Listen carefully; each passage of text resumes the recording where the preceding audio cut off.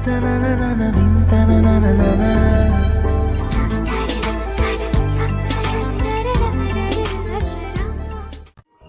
ভূত দেখছে। কি দেখো হা করে? মুখে মাছি চোখে যাবে তো। না, তুই আর নীল একসাথে, তাও তো নীলের হাত ধরে।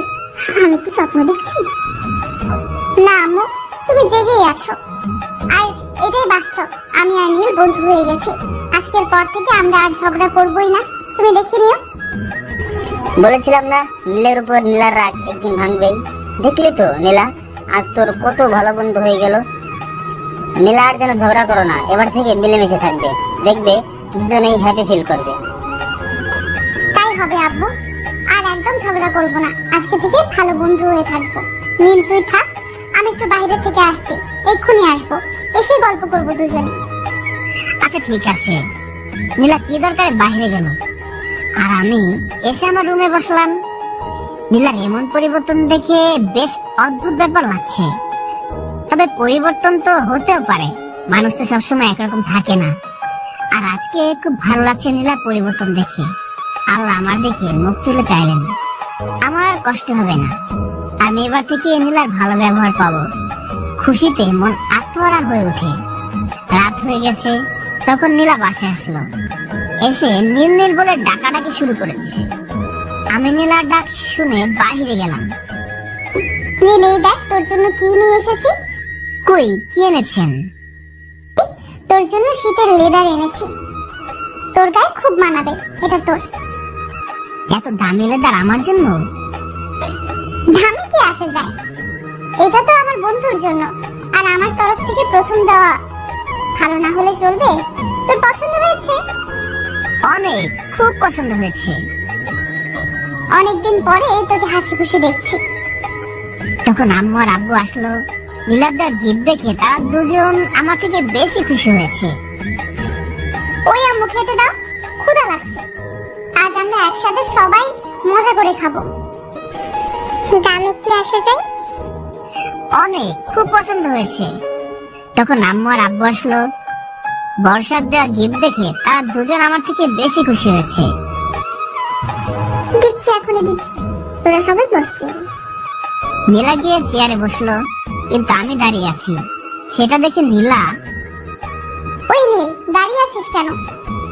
আপনার সাথে বসে খেলে আপনার অসম্মান করা হবে না? কথাটা শোনার সাথে সাথে নীলা করুণ ভাবে তাকাল। বাবু, আমি আর কতবার ক্ষমা চাইলে এসব কথা বলবি না? ছি ছি, আপনি কেন ক্ষমা চাইবেন? এতিমের কাছে কি কেউ ক্ষমা চায়? কথাটা বলার সাথে সাথে নীলা আমাদেরকে কেমন একটা করুণ ভাবে তাকালো। তারপর উঠে চলে গেল, সোজা রুমের দিকে চলে গেল। নীলার ভুল বুঝতে পেরেছে। তার সাথে নীলা অনেক কষ্ট পেয়েছে। আমার মেয়েটাকে কষ্ট দিস না, অতীতের সব ভুলে যা।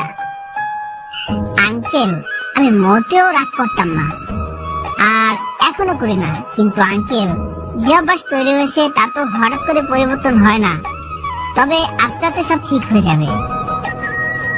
জানিস নীল, আমার খুব ইচ্ছে তোরা দুজন একসাথে মিলেমিশে থাকবি। কিন্তু নীলা তোর সাথে বাজে ব্যবহার করতো, কিন্তু এখন তো আর বাজে ব্যবহার করছে না। তুই আর ও একসাথে থাক, আমাদের খুব ভালো লাগবে। আসলে নীলা তো নিজের ভুল বুঝতে পারছে, তাতে অনেক। আমি আর দেরি না করে নীলা রুমে গেলাম।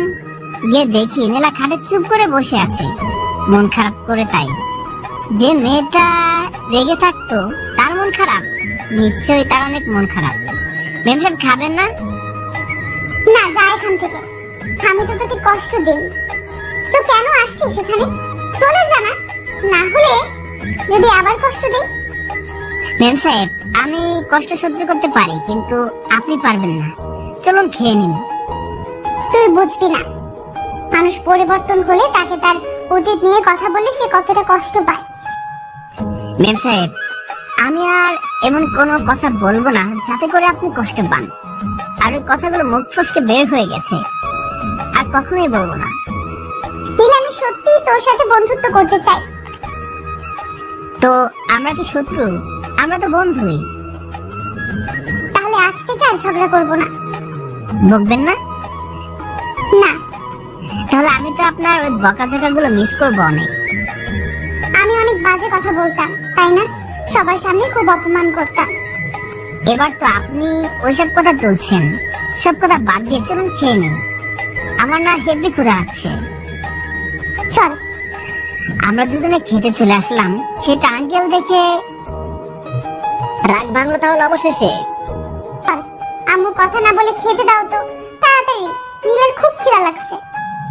নিজের খিদা লেগেছে সেটা না বললে বলছে বিয়ের প্লেটে ভাত দাও। আম্মু, আমার প্লেটে ভাত দাও। এতদিন পর আজকে আমাদের পরিবারটাকে পূর্ণ লাগছে। সবার মুখে কত হাসি। আমার জন্য অপূর্ণ ছিল। না না, পরিবার কখনো অপূর্ণ থাকে না, শুধু ধরন পাল্টে গেছে। আজ বোধহয় প্রথম একসাথে বসে খাবার খাচ্ছে, তাই না? খুব ভালো লাগছে। মেম সাহেব। আমি মেম সাহেব না, আমার নাম নীলা। তাই কি আমি আপনাকে আপনি করে বলবো আর মেম সাহেবই বলবো, আর আপনি তুই করে বলেন, এগুলো আমার খুব ভালো লাগে। আচ্ছা তাই হবে। তখন নীলার ফোনটা বেজে উঠলো। আম্মু, তোমার বড় বোন ফোন দিছে। স্পিকার দিয়ে। নীলা ফোনের লাউড স্পিকার দিয়ে ফোন রিসিভ করলো। ফোনের পাশ থেকে বড় খালাম্মা বলছে। ফোনের লাউড স্পিকার দেওয়া ছিল, নীলা শুনতে পেয়ে সাথে সাথে বলে উঠলো, আমার শোনাশোনির কিছু নেই, তুমি যাবে। খালাম্মু ওখানে নতুন জায়গায় আছে, ওনার সাথে থাকলে ওনার ভালো লাগবে। তুমি চলে যাবে আর সাথে আব্বুও যাবে। আমি কেন, তোরা যা। না আব্বু, আমাদের সামনে পরীক্ষা, আমি আর নীল যাব না। তোমরা যাও, গেলে খালাম্মা খুশি হয়ে যাবে। না, তোরাও চল। আমরা না হয় দুদিন পরে যাব, আগামীকাল তোমরা যাও। আচ্ছা ঠিক আছে, যা ভালো বুঝে তাই করো। তাহলে কালকে সকালে বের হবে। নীল, তুই যাবি নাকি? তোর যেতে হবে না, বড় খালাম্মা তোর সাথে অনেক খারাপ ব্যবহার করে, আর আমি তো তোরে খালাম্মুর সামনে। মেম সাহেব, ওনার কথা বাদ দেন, আমি যাব না, আমি থাকছি। আমি আপনারা যান। এবারে মজা করে খাওয়া দাওয়া শেষ করে ঘুমাতে রুমে চলে আসলাম। আজ নিজেকে একটু বেশি খুশি খুশি লাগছে। কতদিন পর, কতদিন বললে ভুল হবে, ফার্স্ট টাইম নীলার সাথে বসে খাবার খেলাম, নীলার ভালো ব্যবহার পেলাম। খাটে কম্বল নিয়ে শুতে যাব, তখন নীলা রুমে আসলো। কি রে, ঘুমাতে যাচ্ছিস নাকি? না, এই তো। আসেন ম্যাম সাহেব। এখন ঘুমাবি? না, বাইরে শীত তো, তাই এসে শুলাম। আচ্ছা ঘুমা, কালকে কথা হবে। Good night. Very good night to ma'am সাহেব। তখন মুচকি একটা হাসি দিয়ে চলে গেল। নীলা হাসলে খুব ভালো লাগে। থ্যাঙ্কস গড, নীলার মনটাকে উদার করে দেওয়ার জন্য। এত সুন্দর ব্যবহার, পুরনো সব রাগ অভিমান সব পানি হয়ে গেছে। আমি ঘুমিয়ে পড়লাম। আজ কতদিন পর শান্তির ঘুম আসলো। সকালে খুব শান্তিতে ঘুমিয়ে আছি কম্বল মুড়ি দিয়ে। কেউ আমার মুখে ঠান্ডা কিছু একটা দিচ্ছে। ঘুম ভাঙতেই দেখি নীলা আমার মুখে ওর ঠান্ডা হাত দিয়ে রাখছে। শীতের সকালে ঠান্ডা হাত গায়ে দিচ্ছে। কেমন রাগ সেটা বলে বোঝানোর মতো না। প্রচন্ড রকম রাগ ছিল, কিন্তু নীলার হাসি দেখে রাগগুলো জল হয়ে গেল। এত সকাল হয়ে গেছে তবুও উঠছিস না, আর দেরি করলে কিন্তু মোটর থেকে পাইপ লাইনে এসে গায়ে পানি দেব। ব্যস্ত ওঠ, ফ্রেশ হয়ে নে, আম্মুরা খালাম্মুর বাসায় যাবে। বললেই হয়, ঠান্ডা হাত গায়ে দেওয়ার কি কোনো দরকার ছিল? এতদিন তোর শত্রু হয়ে তোকে জ্বালাতাম, আর এখন বন্ধু হয়ে খুব জ্বালাবো তোকে। তোকে রাগাতে আমার খুব ভালো লাগে। নে, উঠে ফ্রেশ হয়ে নে, আমি বাইরে তোর জন্য অপেক্ষা করছি। নীলা খাট থেকে নেমে বাইরে চলে গেল, আর আমি আরামদায়ক কম্বল থেকে বের হয়ে ফ্রেশ হয়ে নিলাম। তারপর নীলার দেওয়া লেদার গায়ে দিয়ে বাইরে আসি। এসে দেখি আম্মুদের গোছানো প্রায় শেষ। আম্মু, তোমাদের গোছানো শেষ? আমরা আর কি গোছালাম, সব তো নীলা গুছিয়ে দিল, আমরা তো বসেছিলাম। মেম সাহেবের তো দেখছি খুব তাড়া। ঠিক, মোটেও না।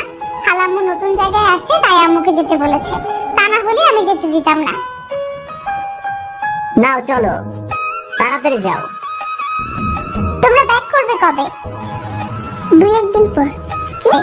তাই? অনেক না, অনেক দিন, তাই বলছি। আচ্ছা আচ্ছা চল, আমাদের সাথে বাড়ি পর্যন্ত চল। হ্যাঁ চলুন, আমি ব্যাগটা নিলাম, তারপর তাদের গাড়িতে বসিয়ে দিলাম। সাবধানে যাবেন আর খুব তাড়াতাড়ি চলে আসবেন। নীল আর নীলা, তোরা চলে আসিস কাল, তাহলে আমরা পরশু চলে আসতে পারবো, তোদের সাথে চলে আসবো। আচ্ছা সে হবে, তোমরা এখন যাও। মামা গাড়ি স্টার্ট দিন। গাড়ি চলতে শুরু করলো। নীল তুই বাসায় যা, আমি একটু পরে আসছি, একটা ইমার্জেন্সি কাজ আছে। কখন আসবেন? ঘন্টা 2 পরে। ঠিক আছে যান, আমিও এক জায়গায় যাব, আমারও একটু দরকার আছে। আমি বাসা থেকে গুছিয়ে চলে গেলাম প্রয়োজন মেটাতে। বাসায় আসতে একটু লেট হলো। 3 ঘন্টা পর বাসায় আসলাম, তারপর কাগজটা ডয়ারে রাখলাম, তারপর বাইরে আসলাম। এসে দেখি নীলা বাইরে বসে আছে। নীলাকে কেমন যেন চিন্তিত দেখাচ্ছে। মেম সাহেব কি চিন্তা করছেন? আমার কথায় যেন ওর জ্ঞান আসলো। না কিছু না, কোথায় গিয়েছিলি? এত দেরি কেন লাগলো? জ্যামে আটকে ছিলাম। নীল তুই বস, আমি তোর জন্য জুস নিয়ে আসছি। শীতে কেউ জুস খায়? খেলে ভালো লাগবে, আরাম ফিল করবি। আচ্ছা ঠিক আছে, নিয়ে এসো। কি হলো নীলার? শীতের মধ্যে ঘামছে।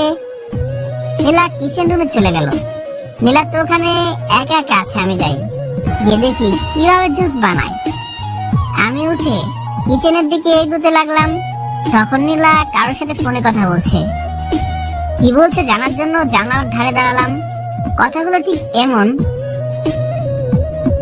এটা খেলে মরবে তো? মরবে। তবে কাজটা কি ঠিক করছিস? ঠিক না তো কি?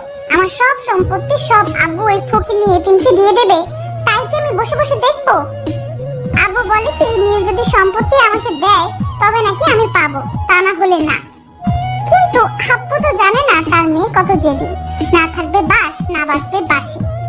নীলকে মেরে ফেললে আমার ঘাড়ে দোষ যেন না যাবে, সেই জন্য এই 2 দিন ফকিরটার সাথে ভালো ব্যবহার, কি ভালো ব্যবহারটাই না করলাম, যাতে করে আব্বু বুঝতে না পারে আমি মেরেছি। ওটা সরিয়ে দিয়েছি পথের কাঁটাকে। আমার জীবনটা অতিষ্ঠ করে দিছে এক ফকিরনি। সেই ছোট্ট থেকে ওকে সরানোর অনেক চেষ্টা করেছি, ছলে বলে কাজ হয় না, এখন কৌশল করেছি। তবু পৃথিবী থেকে সরাবি? এতিমদের বাঁচার কোনো অধিকার নেই, ওরা এক একজন আমাদের মতো মেয়েদের জীবন অতিষ্ঠ করে দিচ্ছে। যা ভালো বুঝিস তাই কর, তবে সাবধান কথাটা লিক হয় না যেন, তাহলে কিন্তু আমাদের ফাঁসিতে ঝুলতে হবে। না রে, কাক পক্ষীতেও জানবে না, মরলেই গুম করে দেব। আমি তখন নিজেকে বিশ্বাস করতে পারছি না। পৃথিবীটা অন্ধকার করে আসছে, মাথা ঘুরছে। শুধুমাত্র সম্পত্তির জন্য আমার সাথে এত বড় অভিনয়, আর আমি এত বড় বোঝা। আজ এতিম বলে এত খারাপ, আমি ফকিন্নি তাই বলে এত অবহেলা, এত বড় ছলো না। তবে তাই হবে, নীলা যেটা চেয়েছে। আমি তো অনাথ, আমার জন্য কোনো একটা মেয়ে এত ঝামেলা সহ্য করবে? আমার তো আসলে বেঁচে থাকার কোনো অধিকার নেই। আমি তাড়াতাড়ি জানলার ধার থেকে নিজের রুমে চলে আসলাম। এত বড় ছলনা, এত বড় ছলনা করলো আমার সাথে, এত নিখুঁত অভিনয়। আমি এতটা অপ্রয়োজনীয় বস্তু। ঠিক আছে, যার প্রয়োজন নেই সে চলে যাবে। আমি তো আসলে একটা বোঝা। আমি ড্রয়ার থেকে কাগজ মানে দলিল, যেটা আমি সবকিছু নীলার নামে দিয়েছি, সেটা লুকিয়ে পকেটে রাখলাম। চোখের পানিটা মুছে আয়নাতে দেখলাম না। ঠিক আছে, বোঝা যাচ্ছে না। আমি রুম থেকে সোজা নীলার কাছে চলে আসলাম মরার জন্য। কই গেছিলি নীল? রুমে। কইলেন ম্যাম সাহেব? নীলা গ্লাসটা এগিয়ে দিল। আমি দেরি না করে জুস নামক বিষটা একবারে খেয়ে নিলাম। নীলা হয়তো অপেক্ষা করছে কখন মরবো। আমি এবার দলিলটা বের করে দিলাম নীলার হাতে। কি এটা? দলিল। কিসের দলিল? কেন জানেন না? ম্যাম সাহেব, এটা আপনার সম্পত্তির দলিল, যার জন্য আমাকে মেরে ফেলছেন। কি বলছিস তুই? ম্যাম সাহেব, আমি গরিব, তবে লোভী না। বিষটা যদি আজ না খাইয়ে ছোটবেলা খাইয়ে দিতেন, তাহলে আমাকে এত কষ্ট পেতে হতো না, আর আপনাকে এত ঝামেলা সহ্য করতে হতো না। তুই জানিস ম্যাম সাহেব, মরার আগে কয়েকটি কথা বলে শোনেন। আমি আপনার শত্রু ছিলাম না। আমি ছোট থেকে এতিম তো, তাই একটু ভালোবাসা খুঁজেছি, আর খুঁজতে খুঁজতে আপনার বোঝা হয়ে গেছি। আমার না সম্পত্তির উপর লোভ নেই, লোভ ভালোবাসার উপর। তুই জানতিস তবু কেন খেলি? ম্যাম সাহেব, পারছি না বোঝা হয়ে থাকতে, বিষাক্ত হয়ে গেছি। আর হয়তো কিছু সময় থাকছি, তারপর নীল নামে কেউ থাকবে না, আর আপনার বোঝা হয়ে থাকবে না। আব্বু আম্মুর খেয়াল রাখেন। আর হ্যাঁ, একটু মনে রাখেন, নীল নামে কেউ ছিল যে খুব বিরক্ত করতো আপনাকে। আর হ্যাঁ, আপনার কাজে অনেক খুশি হয়েছি, একটু রাগ করে নেই। ধন্যবাদ মুক্তি দেওয়ার জন্য। তুই জেনেও কেন করলি, কেন খেলি? আর কথা বলতে পারছি না, গলার শ্বাসনালী বন্ধ হয়ে আসছে, চোখে সবকিছু অন্ধকার দেখি, মুখ দিয়ে ফেনা পড়ছে। ঝাপসার উপর দিয়ে দেখলাম নীলা যেন কান্না করছে। না, হয়তো ভুল দেখছি, দম নিতে পারছি না। তখন খুব কষ্ট হচ্ছিল, তারপর আর কিছু মনে নেই। হয়তো শেষ হয়ে গেছে নীল নামের কেউ, আর বিরক্ত করবে না নীলাকে। আমার যখন জ্ঞান আসলো, তখন দেখি একটা রুমে, মানে হসপিটালে, আমার পাশে আম্মু, আঙ্কেল, সারা, স্নেহা বসে আছে। সবার চোখে পানি, কথা বলতে পারছি না, গায়ে কোনো শক্তি নেই, যেন সদ্য জন্ম নেওয়া বাচ্চা। কথা বলতে পারছি না। আমাকে হসপিটালে কে নিয়ে আসলো, সবাই কেন কান্না করছে, আর আমাকে কেন বাঁচালো? নীল, কেমন লাগছে এখন তোর? কথা বলতে পারছি না, ইশা করে বোঝালাম ভালো। আমাকে কেন বাঁচালো? আর নীলা কই? আমি ভাবতেও পারছি না আমার কোন পাপের ফল এই নেই। ওরা তো নিচে নামবে, আমি ভাবতেও পারছি না। আমি ওরে খুঁজে পাচ্ছি না। একবার পেলে আমি ওকে নিজ হাতে ওর গালে পিল ঠেলে দিব। ওর মতো মেয়ে বেঁচে থাকার কোনো অধিকার নেই। ও আমার সন্তান না, ও সন্তান। মেম সাহেবকে কিছু বলবেন না, তিনি কোথায়? এত কিছু হলো তবু ওর নাম তুই বলছিস? ওর নাম মুখে নিস না। জানি না কোথায় গেছে, যেখানে যায় যা। তোকে ফিরে পেয়েছি, এটাই অনেক।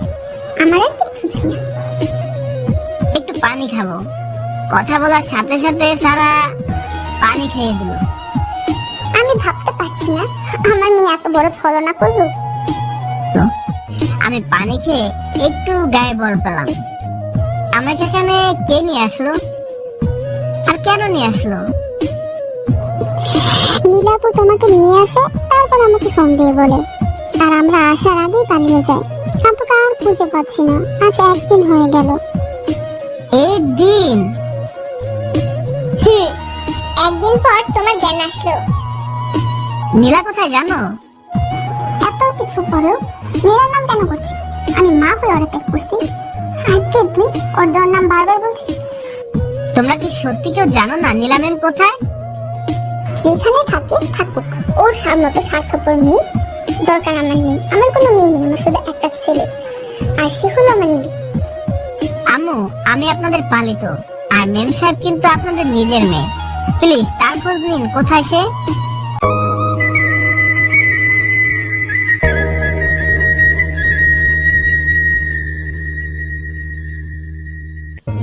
আম্মু, আমি আপনাদের পালিত, আর মেম সাহেব কিন্তু আপনাদের নিজের মেয়ে। প্লিজ তার খোঁজ নিন, কোথায় সে? চুপ করে থাক তুই। আমি ডাক্তারের সাথে কথা বলে দেখি, তোরে বাসায় নিয়ে যাবো। আন্টি উঠে চলে গেল। তখনই আমি, স্নেহা আর সারা কেবিনে। তোমরা জানো না মেম সাহেব কোথায়? ভাইয়া, এত কিছুর পর তুমি ওই মেয়ের নাম মুখে আনছো? আল্লাহর কাছে লাখো কোটি শুকরিয়া যে তোমাকে ফিরে পেলাম। ওর নাম আর মুখে এনো না, যেখানে যাই যা। একটা মেয়ে দুদিন কোথায় গেছে তোমরা একটু খোঁজ নিলে না? তখন আন্টি রুমে আসলো। নীল, বিকেলে তোকে বাসায় নিয়ে যেতে হবে পারবো। দুপুরে তোরে আর একবার দেখবে ডাক্তার। আম্মু, তোমরা বাসা থেকে ফ্রেশ হয়ে আসো, তোমাদের চোখ মুখ তো বেহাল অবস্থা হয়ে গেছে। তোরে একা রেখে আমি কি বাচ্চা যে হারিয়ে যাব? আমার কাছে কি একটা ফোন দাও, তোমরা গুছিয়ে ফ্রেশ হয়ে চলে এসো, আমি ততক্ষণ ফোন চালাবো। ভাইয়া, নাও আমার ফোন। আচ্ছা, সাবধানে যেও। ওরা চলে গেল, ওখানে ওরা আছে, এটা আমার কাছে কেন লাগছে? একটা এতিমের জন্য ওরা কেন কষ্ট করবে? তবে নীলা এতটা পাষাণ, নীলার মনে কি একটু মানে আমার জন্য? এতগুলো বছর একসাথে, তবু আমারে মারতে ওর বিবেকে বাঁধলো না। এই দুনিয়াতে কি জীবনের থেকেও অর্থের মূল্য অনেক বেশি? মানুষের জীবনের কি কোনো মূল্য নেই? তবে আমি নীলার কাজে কোনো মাইন্ড করি নাই, বিন্দু মাত্র না। তবে বড় নীলার জন্য চিন্তা হচ্ছে, মেয়েটা গেল কোথায়। নীলার কথা চিন্তা করতে করতে অনেকক্ষণ পার হয়ে গেল। আমি তখন খেয়াল করলাম কে যেন দরজার পাশে আমার দিকে উকি দিয়ে তাকিয়ে আছে। পর্দা দেওয়া, তার উপর তার মুখ ঢাকা, আমার দিকে একভাবে তাকিয়ে আছে। আমি শোয়া থেকে উঠে কেবিনে হেলান দিয়ে বসলাম। তখন তারে ভালোভাবে দেখতে পেলাম, তবে খালি তার চোখ দুটি আর দেখে চিনতে পারলাম। মেম সাহেব, আপনি এতদিন কোথায় ছিলেন? প্লিজ আমার সামনে আসুন। আমার কথা বলার সাথে সাথে নীলা সেখান থেকে দৌড়ে চলে গেল। আমি যে দৌড়ে যাব, কিন্তু স্যালাইন চলছে, সেজন্য যেতে পারলাম না। তবে আমি ডাকার সাথে সাথে নীলা ছুটে পালালো। আমি বেশ কয়েকবার ডাকলাম, কিন্তু চলে গেল। তার মধ্যে আম্মুরা চলে আসলো, আর সাথে সাথে আম্মু, নীলা এসেছিল কি? কি?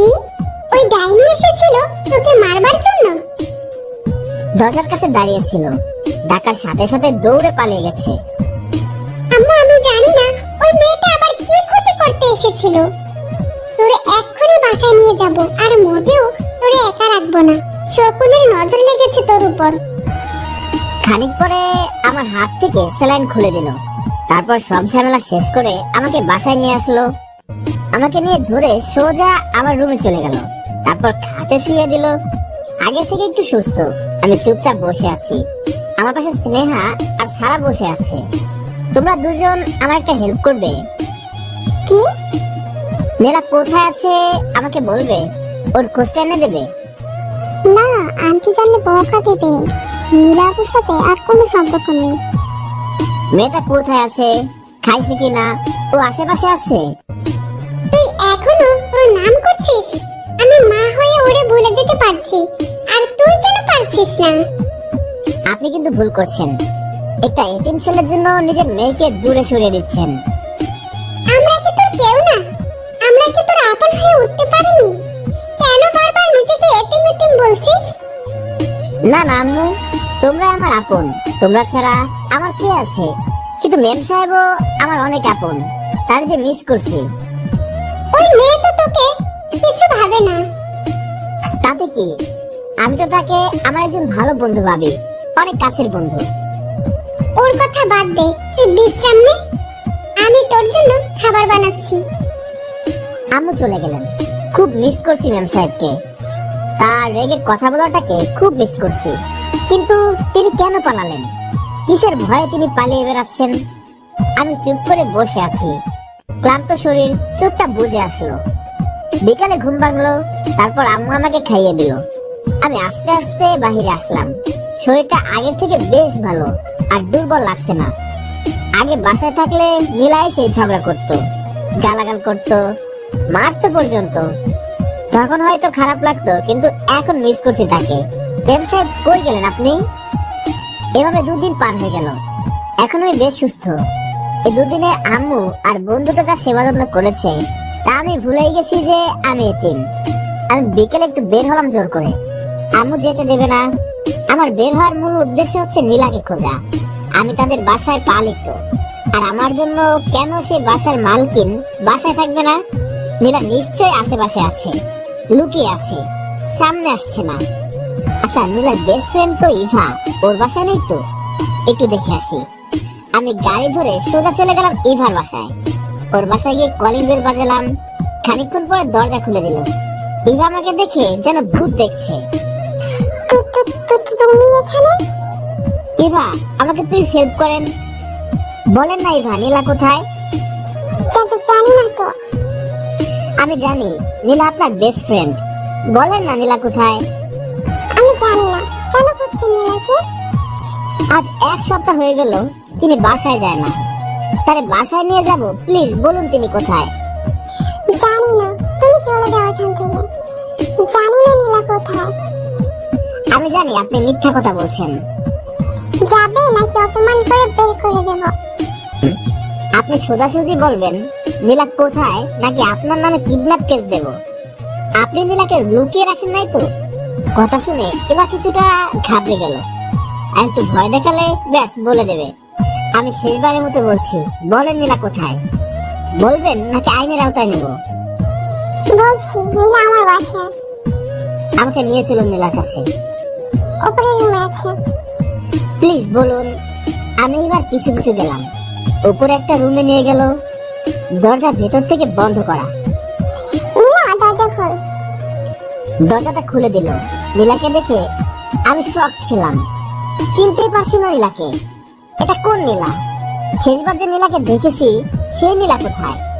কত রোগা মালিন হয়ে গেছে, চোখের নিচে কান্নার পানে সর পড়ে গেছে, মুখটা কতটুকু হয়ে গেছে, চেহারা লাবণ্য কমে গেছে। মেম সাহেব, আপনি লুকিয়ে আছেন কেন? কিন্তু নীলা কোনো কথা না বলে ফ্লোরে বসে পড়লো, মাথাটা মাটিতে নুয়ে দিয়ে গলা ছেড়ে দিয়ে কান্না করছে, অনেক জোরে কান্না করছে।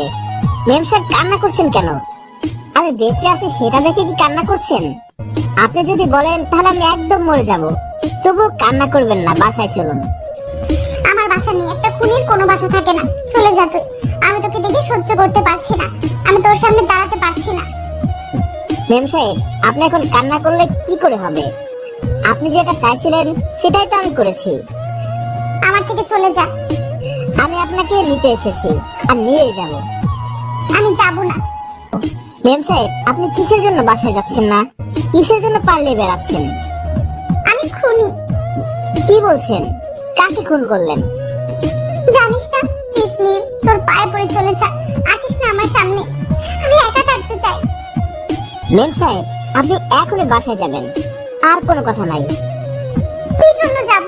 আমি যাওয়ার জন্য সব রাস্তা বন্ধ করে ফেলেছি। আমার এখন একটাই রাস্তা, আর তা হলো তোর থেকে দূরে থাকা। মেম সাহেব, আপনি কেন এমন করছেন? যা হয়ে গেছে সব অতীত, আর অতীতকে মনে রাখতে নেই। চলে যা। তুই কেন আসলি? আমি তোরে তো খুন করতে চাইছিলাম। আমি বুঝতে পারিনি তুই আমার শত্রু না, আমি তোর শত্রু।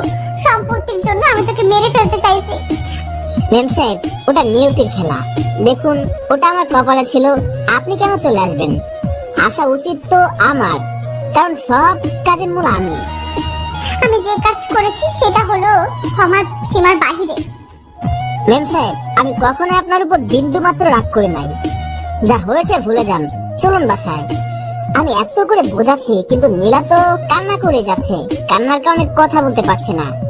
একদিনে মেয়েটার অবস্থা, একদিনে মেয়েটার অবস্থা। আমি নীলা পাশে বসে নীলাকে তুললাম। আজ প্রথম নিজ আমি নীলাকে স্পর্শ করলাম, কিন্তু ও কোনো বল দিচ্ছে না, এভাবে কান্না করছে। মেম সাহেব, বাসায় চলুন। যাব না বাসায়। আপনার বাসা আর আপনি যাবেন না বললেই হলো? কিসের জন্য যাবেন না? মানুষ কি ভুল করে না? ভুল সব মানুষ করে, ভুল করে বলে ক্ষমা এত মূল্য। আপনি বাসায় চলুন, আম্মু আপনার জন্য মন খারাপ করে আছে। একটা খুনির কোনো জায়গা নেই ওই পবিত্র বাড়িতে।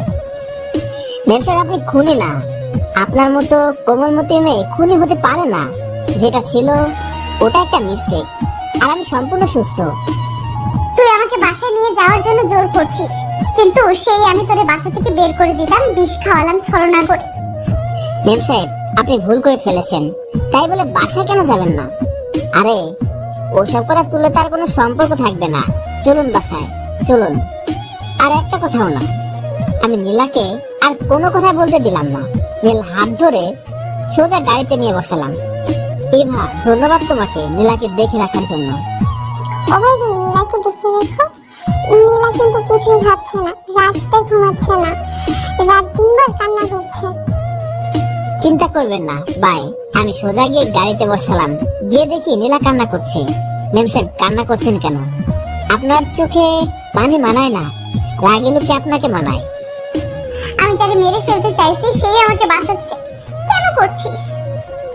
আপনি বলেছিলেন না আমি আপনার সব থেকে কাছের বন্ধু, আর বন্ধু কষ্ট পাচ্ছে সেটা আমি কিভাবে দেখবো? ওটা তো অভিনয় ছিল, জানিস আমি যে অন্যায় করেছি তার কোনো ক্ষমা নেই। ক্ষমার থেকে কোনো কিছু বড় নয়। আমি বাসায় পৌঁছে গেলাম, নীলা আসতে চাইছে না। আমি জোর করে নীলাকে গেটের সামনে নিয়ে আসলাম। কলিং বেল বাজানোর পর আম্মু দরজা খুলে দিয়ে, কোথায় গেছিলি? এত দেরি কেন হলো? নীলাকে আমার পেছনে দেখতে পেয়ে। তুই কি জন্য এসেছিস? ও মরে নাই, এখনো বেঁচে আছে, একেবারে মারতে চাস? আম্মু, মেম সাহেবকে একদম বকবেন না। মেম সাহেব, আপনি ভেতরে আসুন। নীলা কোনো কথা বলছে না, স্ট্যাচুর মতো দাঁড়িয়ে চোখের পানি ফেলে যাচ্ছে, মাথাটা নিচু করে কান্না করছে। আমি হাত ধরে টেনে টেনে ভিতরে নিয়ে আসলাম। এই বাসায় কোনো খুনের জায়গা নেই, হয় ও থাকবে না হয় আমি থাকবো, যে কোনো একজন থাকবে। ও আপনার মেয়ে। আম্মু, মেয়ের সাথে এমন ব্যবহার করছেন কেন? যেটা হয়ে গেছে তা নিয়ে পড়ে থাকলে সম্পর্কটা নষ্ট হয়ে যাবে। মানুষের ভুলটা কেন ধরে সবাই? যেটা ধরলে ঝগড়া হয়। ক্ষমা? তাও ওকে? ও কি করেছে বলতো? আমার মেয়ে এত বেয়াদব, আমার ধারণার বাইরে। ছি, এত লোভী, ওর মতো মেয়ে না থাকাই ভালো। আম্মু, মেম সাহেবের ভুলটাই দেখলেন? ছেলে মানুষ ভুল তো করতেই পারে, কিন্তু মেয়েটার দিকে একবার তাকিয়ে দেখুন। চিনতে পারছেন? যে মেয়েটার চোখে সারাক্ষণ রাগ থাকতো, আজ তার চোখে পানি। চেহারাটার কি করেছে দেখছেন? আপনি তো মা, সন্তানের ভুল কেন ধরছেন? ও আমার মেয়ে না, ও এই বাড়িতে থাকবে না। আমি তো আপনার কাছে কোনো কিছু কোনোদিন চাইনি, আজ আপনার কাছে চাচ্ছি। মেম সাহেবকে ক্ষমা করে দিন, ওরা এই বাড়িতে থাকতে দিন। যে তোকে মারতে চাইছিল তাকে তুই বাঁচাচ্ছিস? যে আমার বন্ধু, আর আমার বন্ধু বিপদে পড়ছে, তার পাশে আমি দাঁড়াবো। মেম সাহেব, আপনি রুমে গিয়ে ভালো করে ফ্রেশ হয়ে নিন। কিন্তু নীলা নীরব এক জায়গাতে দাঁড়িয়ে আছে, চোখের পানি মুখ বেয়ে নিচে পড়ছে। স্নেহা, নীলাকে ওর রুমে নিয়ে যাও, তারপর ভালো করে পরিষ্কার করে দাও। নীলাকে নিয়ে গেল। আম্মু, মেম সাহেবকে আর যেন কিছু বলবেন না। মেয়েটা মানসিক ভাবে অনেক ভেঙে পড়েছে। তাকানো যাচ্ছে না মেয়েটার দিকে। দেখছেন মুখটা শুকিয়ে কি হয়ে গেছে? তোর মধ্যে কি রাগ অভিমান বলে কিছু নেই? যেগুলো মানুষের মধ্যে ফাটল ধরে দেয়, সেগুলো ভিতরে কেন রাখবো? যে মানুষকে কাছে নিয়ে আসে, আমার মধ্যে হয়তো তাই আছে। নীলা বাসায় থাকুক, তবে আমারে যেন না ডাকে, আমার সামনে যেন না আসে। ওর উপর থেকে আমার মায়া উঠে গেছে। এটা আপনার মনের কথা না। সন্দেহ হয়ে গেছে, কিছু খেয়ে নি। আপনি খাবার দেন, আমি আসছি। আমি নীলা রুমের দিকে আসলাম। এসে দেখি নীলা খাটের নিচে বসে কান্না করছে। স্নেহা আর সারা বোঝাচ্ছে, কিন্তু কান্না থামছে না। মেম সাহেব, আসুন খেয়ে নিন। না খেয়ে ফেলে দেওয়ার মতো হয়েছে। আমার একটু বিষ এনে দে, আমি বাঁচতে চাই না। আমি বেঁচে থাকলে শুধু খারাপটাই করি, আমি অপ্রয়োজনীয়, বেঁচে থেকে কোনো লাভ নেই। মেম সাহেব, সব ঠিক হয়ে যাবে। আপনি কেন কান্না করছেন? আপনি আমাকে বিষ খাইয়েছেন, আমি তো কিছু বলছি না। তো আপনি কেন কান্না করছেন? আপনার কান্না কিন্তু আমার সহ্য হয় না। তোর সামনে আসতে পারছি না লজ্জায়, কি করব আমি? আমি এত লোভী। আগে যদি তোর সাথে ভালো ব্যবহার করতাম, তাহলে আজ আর এই দিন দেখতে হতো না। রাত অনেক হলো, আসেন খেয়ে নিন। আমি নীলাকে তুলে নিয়ে আসলাম খাওয়ার টেবিলে। আম্মু তো রেগে যাচ্ছে, কিন্তু আমার অনুরোধে তিনি কোনো কথা বললেন না। আজ অনেক করে খাবেন, ঠিক মতো তো খাওয়া দাওয়া করেন না। নীলা খাবার নিয়ে নাড়াচাড়া করছে, কিন্তু মুখে দিচ্ছে না। বলা বলিতে কিছু খাবার খেলো, তারপর শুতে চলে গেল। আমিও চলে আসলাম ঘুমাতে। ক্ষমা করে দিয়ে যে স্বস্তি পাওয়া যায়, তা প্রতিশোধ নিয়ে পাওয়া যায় না। যে ক্ষমা করতে জানে, সে মন থেকে সুখী মানুষ। তবুও মানুষ প্রতিশোধ নেবার জন্য ভালোবাসাগুলো শেষ করে দিচ্ছে। আমি শুয়ে পড়লাম। মাঝরাতের দিকে হালকা করে কান্না শব্দ পেলাম। উঠে দেখি নীলা রুম থেকে আসছে। রাত তখন 2টো বাজে। জানালার পর্দা সরে দেখি নীলা বসে বসে কান্না করছে। কান্না করতে করতে চোখ মুখ ফুলে লাল হয়ে গেছে। আমি আর গেলাম না, কান্না করুক। কান্না করলে মন হালকা হয়। তারপর গিয়ে শুয়ে পড়লাম। সকাল 9টার সময় ঘুম ভাঙলো। ফ্রেশ হয়ে বাইরে আসলাম। এসে দেখি সবাই বসে আছে নীলাবাদে। ম্যাম সাহেব কই? আমি সোজা নীলা রুমে গেলাম। গিয়ে দেখি নীলা শুয়ে আছে। সামনে গিয়ে দেখি চোখের পানি অঝরে পড়ছে। ম্যাম সাহেব, আপনি এখনো কান্না করছেন? চলুন বাইরে চলুন। আমি এত খারাপ ব্যবহার করলাম আর তুই একটিবারও রাগ করিস না। আর এখন আমার জন্য এত কিছু কেন করছিস? আপনি বলেছিলেন আমি আপনার সবচেয়ে কাছের বন্ধু। মিথ্যা বলেছিলাম, ছলনা করেছি। তাই কি? বলে তো ছিলেন। ম্যাম, তাড়াতাড়ি আসেন, আমি বাইরে বসে আছি। আপনি আসলে তাই খাবো। ক্ষুধা লাগছে কিন্তু। আমি বাইরে চলে আসলাম। তখন হঠাৎ কলিং বেল বাজলো। আমি উঠে গেলাম। দরজা খুলে দেখি বড় খালাম্মু। তাকে দেখে বুকের ভেতর লাফিয়ে উঠলো, যেন কত আপন কেউ। তিনিও আমার দিকে অবাক হয়ে তাকিয়ে আছে। আমি তো আন্টির দিকে এভাবে তাকিয়ে আছি, আমি যেন নিজের ভেতরে নেই। খালাম্মুর দিকে তাকিয়ে একটা অজানা তৃপ্তি পাচ্ছি। তার কথায় ধ্যান আসলো। কিরে, দরজা আটকে কি দাঁড়িয়ে থাকবি? না না, কি যে বলেন। খালাম্মু, আপনি ভেতরে আসেন। আমি রাস্তায় একটা এতিম ছেলে, আপনার রাস্তা আটকানোর মতো স্পর্ধা আমার নেই, তবে আপনাকে খুব আপন মনে হয়। কেমন আছিস তুই? জি, অনেক ভালো। তোরে তো বোঝাই যায় না, মনে হাজারো কষ্ট নিয়ে তুই মুখে হাসি রাখিস। রাগ আমিও করতে জানি, জানেন খালাম্মু, আমারও মন চায় একটু রাগ করি, কার উপর একটু অধিকার খাটাই, কিন্তু বাস্তবতা আমাকে থমকে দিছে। কেন? আমি যেহেতু আমি রাগ করলে এবারের সবাই আমার রাগ ভাঙাবে, কিন্তু আমি তাদের বাসায় আছি, একে তাদেরকে ঝামেলা করছি, তার উপর যদি রাগ দেখায় তাহলে বামুন হয়ে চাঁদে হাত দেওয়ার মতো অবস্থা হবে। সেজন্য যে জিজ্ঞেস করে কেমন আছিস, আমি একটাই জবাব দিই, আলহামদুলিল্লাহ ভালো। হারটা তো তুই নিস নাই, কিন্তু তোর উপর মিথ্যা দোষ চাপিয়ে অনেক অপমান করেছিলাম, তাই না? আমি কিন্তু কষ্ট পাই নাই। আচ্ছা, ভেতরে আসুন। আচ্ছা, তুই জানিস না তোর মা বাবা কে? ওখানে বসে আছে। তোর কোথা থেকে আনছিল? সদর থেকে। হাসপাতালের পাশে একটা বস্তিতে থাকতাম। জানিস, ওই হসপিটাল থেকে আমার সব হারিয়েছে। কি হারিয়ে গেছে বলুন, আমি খুঁজে দেব। কিছু না, ভেতরে চল। নীলা কই? ভেতরে আছে, আন্টির সাথে দরজার পাশে দাঁড়িয়ে কথাগুলো বলছিলাম। তারপর আমি চলে গেলাম বাসার বাহিরে। আমি দুপুরের আগে বাসায় আসলাম, প্রচুর গরম, তাই হাত পাখা নিয়ে ছাদে গেলাম। বিদ্যুৎ নেই, খালি গায়ে দোলনায় বসে বাতাস খাচ্ছি। তখন খালাম্মু ছাদে আসলো কাপড় শুকাতে। আমাকে দেখে তিনি দৌড়ে আমার দিকে এগিয়ে আসলেন। আমি কিছুটা ঘাবড়ে গেলাম। তিনি সোজা আমার সামনে এসে, তোর বুকে এটা কিসের দাগ? জানি না, ছোট থেকে আছে। তুই কোন হসপিটালের পাশে থাকিস? কাদের কাছে থাকিস? আমাকে নিয়ে চল এক্ষুনি। গোসলটা করে নেই। আমি যেটা বলছি সেটা কর, তাড়াতাড়ি চল। তিনি আমাকে টেনে নিচে নামালেন। যে অবস্থাতে আছি সে অবস্থাতে গাড়িতে বসালেন। আমার টেনে নিয়ে কোথায় যাচ্ছে? আমাকে টানতে দেখে আম্মু, আব্বু আর স্নেহা আমার সাথে গাড়িতে এসে বসলো। সোজা নিয়ে গেল বস্তিতে, যেখানে নীল ছোটবেলায় থাকতো। কাদের কাছে থাকতিস? আমি সোজা সেই চাচির কাছে নিয়ে গেলাম, যেখানে আমি থাকতাম। চাচি আমাকে আর খালাম্মুকে দেখে অনেক ভয় পেয়ে গেলেন। আম্মু তাকে দেখে দৌড়ে গিয়ে তারা জিজ্ঞেস করলেন, আমার ছেলে কোথায়? বলো, আমার ওবায়দুল কোথায়? চাচি শুধু আমার দিকে আঙুল দেখিয়ে দিল। ওই নীলই আপনার ওবায়দুল। কথাটা আমার কাছে যেন আসমানের চাঁদ হাতে পাওয়ার মতো। কথাটা শোনার সাথে সাথে স্নেহা এসে আমাকে ভাইয়া বলে জড়িয়ে ধরে কান্না শুরু করে দিল। আম্মু এসে জড়িয়ে ধরে কান্না শুরু করে দিল। কি হচ্ছে সব? যেন মাথার উপর দিয়ে যাচ্ছে।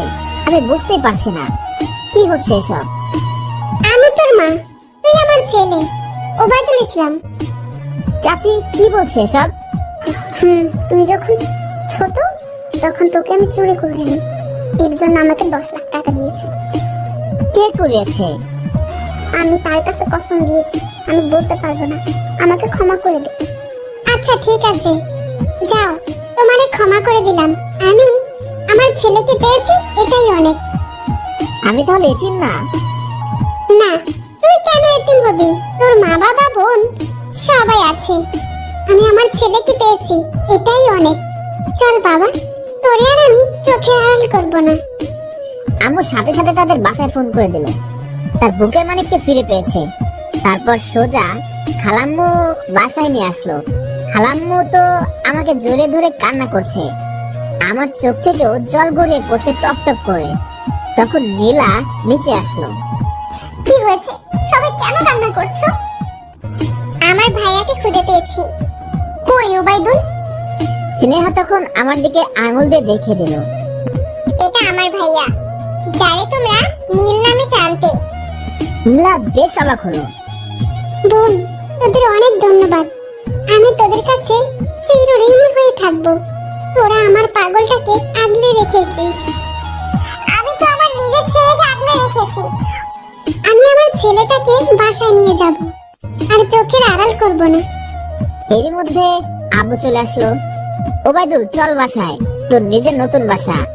আম্মু, আমি তোমাদের ছেড়ে কিভাবে থাকবো? ধুর পাগল, তোর নিজের মা বাবাকে পেয়েছিস, এত তোর কাছে আনন্দের, আর তোর নিজের বাসায় যাবি? আমি আম্মুকে জড়িয়ে ধরে কান্না করে দিলাম। তারপর আমাকে আমার বাসায় নিয়ে গেল। চলে আসার সময় সবার সাথে কথা বলছি, শুধু নীলাবাদে। বেশ সুন্দর বাসা। আমাকে আমার রুম দেখিয়ে দিল। আমি আম্মু আব্বু বোন পেয়ে অনেক খুশি, কিন্তু যাদের কাছে মানুষ হয়েছি তাদের ছাড়া থাকতে পারছি না, কান্না পাচ্ছে। চলে আসার সময় আম্মু অনেক কান্না করেছিল। আমি আমার রুমে বসে আছি, তখন স্নেহা আসলো, এসে আমার জড়িয়ে ধরলো।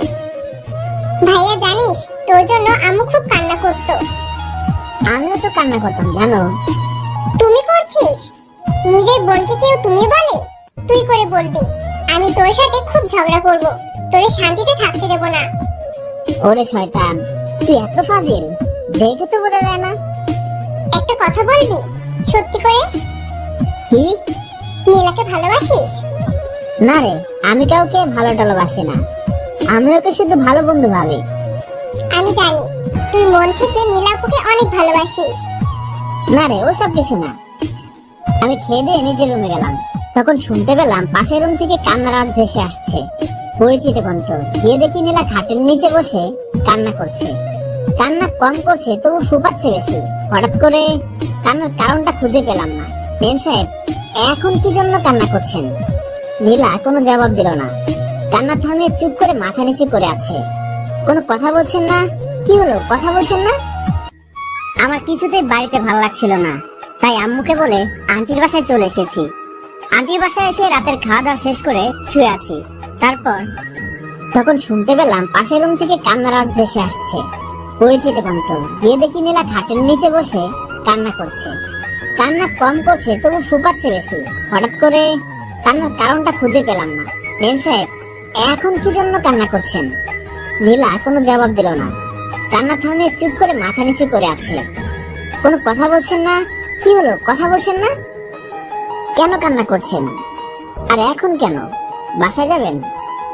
একটা কথা জিজ্ঞেস করব, কিছু মনে করবি না তো? নাকি, কথা বলেন। বলছি কি, তুই কাকে ভালোবাসিস? মেয়েটা কে? সেটা সারপ্রাইজ। মেয়েটা অনেক লাকি হবে, দেখে নিস। তা জানি না, তবে আমি যদি তাকে পাই তাহলে আমি অনেক লাকি হব।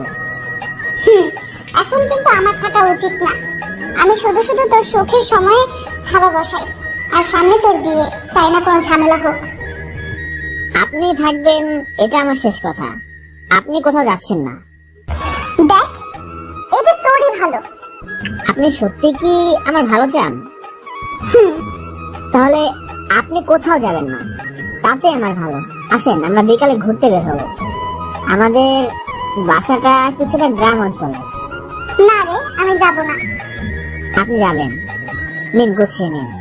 আমি নীলার রুম থেকে চলে আসলাম, তখন দেখি স্নেহা দাঁড়িয়ে আছে। রুমের মধ্যে কি কথা হচ্ছিল? কই, কিছু না। আমি জানি। বেশি জানলে তাকে কি বলে বলতো?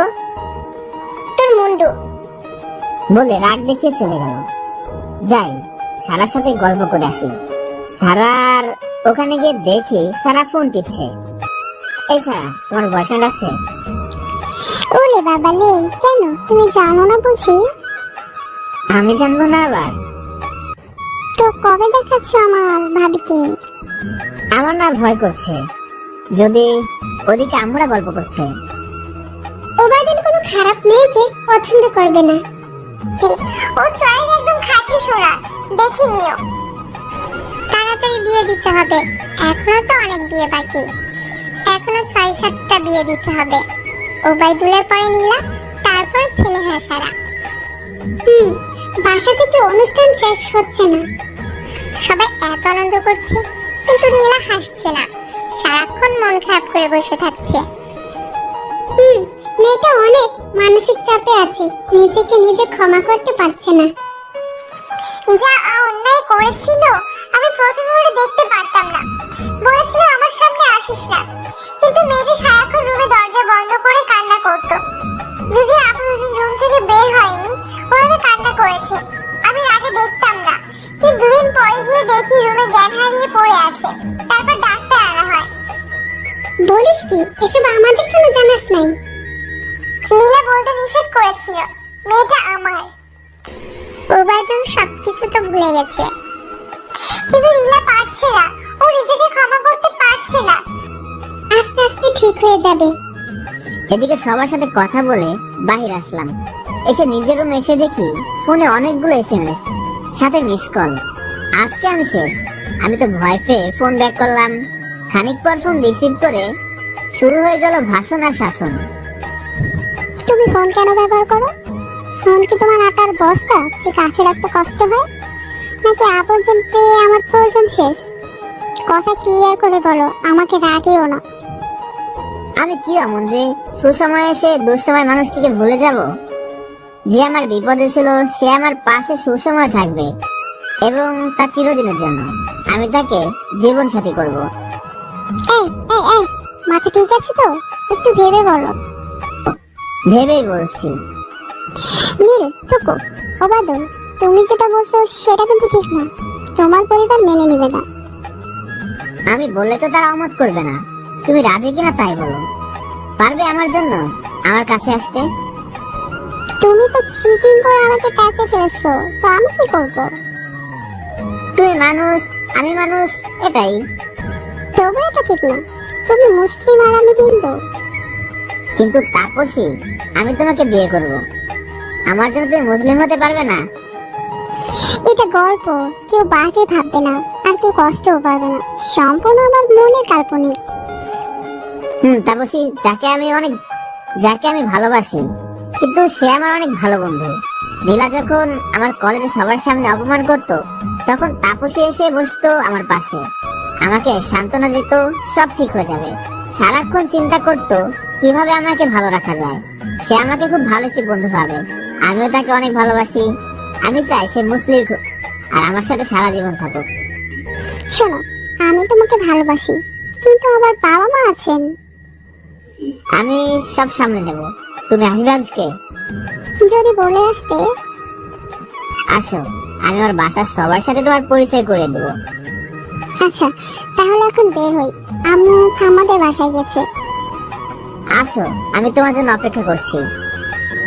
আসছি। আচ্ছা, নীলা কেমন আছে? ভালো, তবে আর আমার অপমান করে না। এখন সে অনুশোচনা আছে, অনেক পরিবর্তন হয়েছে। আমি বলছিলাম না। এসো। আর বাসায় দিকে সবাই বসে আছে, ঘুরতে যাবে তাই। কিন্তু নীলার রুমে মন খারাপ করে শুয়ে আছে। তখন নীলার রুমে স্নেহা গেল। আপু, তুমি এখনো গোছাও নাই? না রে, যেতে ভালো লাগছে না। আরে চলো তো, দেখবে ভালো লাগবে। না, যাব না। একটা কথা জিজ্ঞেস করব, কিছু মনে করবে না তো? না, বলো। তুমি কি ভাইয়াকে ভালোবাসো? চাইলে কি সব হয়? আমার মতো লোভী, খুনি, বেঈমান, ছলনাময়ী মেয়ে কখনো কাউকে ভালোবাসতে পারে না। তুমি ওসব কথা কেন বলো? বলো না ভালোবাসো সাব্বিরকে। জানো, আমি ওবায়দুলকে কখনো ভালো চোখে দেখতাম না। ও আমার চোখের কাঁটা ছিল। সেই ছোট থেকে চাইতাম কিভাবে ওকে সরিয়ে দেওয়া যায়। সব সময় গালাগাল করতাম, সবার সামনে অপমান করতাম। এইভাবে সময় পার হচ্ছিল, আর আমার অপমানের মাত্রা বাড়ছিল। কলেজে সবার সামনে অপমান করতাম। কত যে থাপ্পড় দিচ্ছে এই হাত দিয়ে তার হিসাব নেই। এতেও আমি ক্ষান্ত হইনি। আমি সম্পত্তির জন্য ওরে দুনিয়া থেকে মুছে দিতে চাইছিলাম এবং তাও করেছিলাম। আর নীল জেনেও সেই বিষ পান করে, কখনো প্রতিবাদ করে নাই, কোনো প্রতিশোধ নেয় নাই। এত কিছু করেছি, কিন্তু কখন যে নিষ্ঠুর মনে ও জায়গা করেছে আমি জানি না। যখন ওরে বিষ খাইয়েছিলাম, ওর কষ্ট হচ্ছিল, দম নিতে পারছিল না। তখন পর্যন্ত বলছিল, মেম সাহেব সাবধানে থেকেন। তখন হয়তো বুঝতে পেরেছিলাম আমি কি করেছি, কিন্তু তখন সমস্ত রাস্তা বন্ধ করে ফেলেছি। আর আমি ভালোবাসি, তবে গোপনে। চাই না ওর কোনো ক্ষতি হোক আমার দ্বারা। আমি যে অন্যায় করেছি তাতে করে আমি যদি ওরে চাই, সেটা অন্যায়।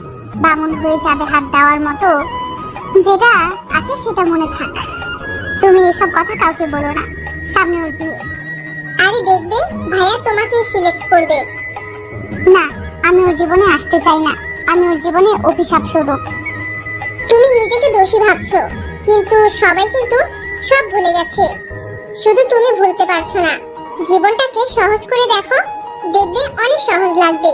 তুমি যত কঠিন করে দেখবে ততই কঠিন হয়ে যাবে।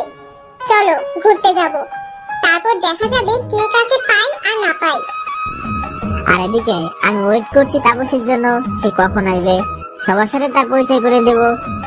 আমি তাপসীকে ফোন দিলাম। কত দূর? জিপিএস বলো, তোমার বাসায় পৌঁছাতে 10 মিনিট সময় লাগবে। আসো, আমি ওয়েট করছি।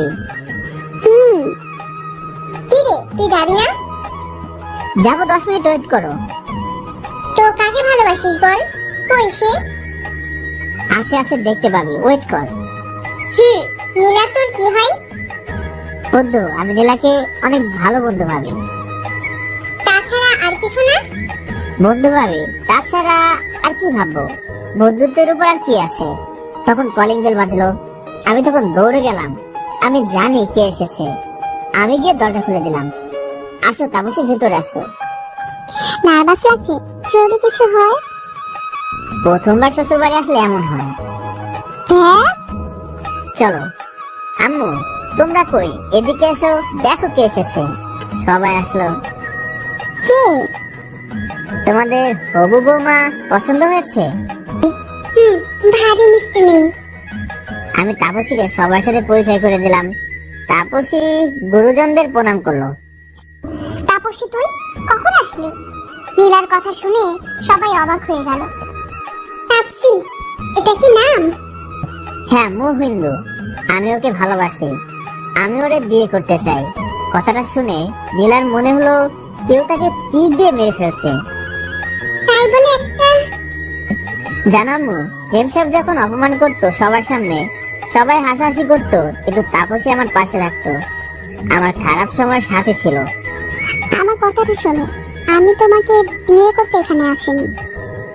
কি বলছো তুমি?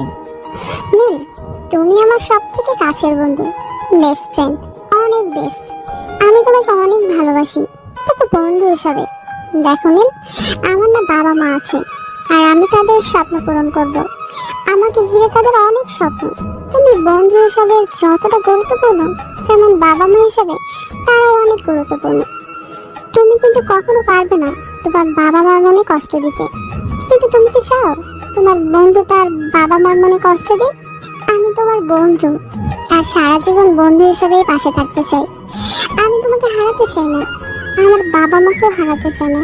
কিন্তু যদি তোমাকে বিয়ে করি, তুমি তোমার বাবা মাকে হারাবে আর আমি আমার। এতে কিন্তু আমরা দুজনে কেউ হ্যাপি থাকতে পারবো না। এখন সিদ্ধান্ত তোমার। আমি জানি আমার বন্ধু কখনো আমার খারাপ চাইবে না। আম্মু, আমি কি কিছু ভুল বলেছি? যদি ভুল বলে থাকি আমাকে বলুন। আর হ্যাঁ, কথা ফোনে বলতে পারতাম, কিন্তু ফোনে বললে তুমি বুঝবে না।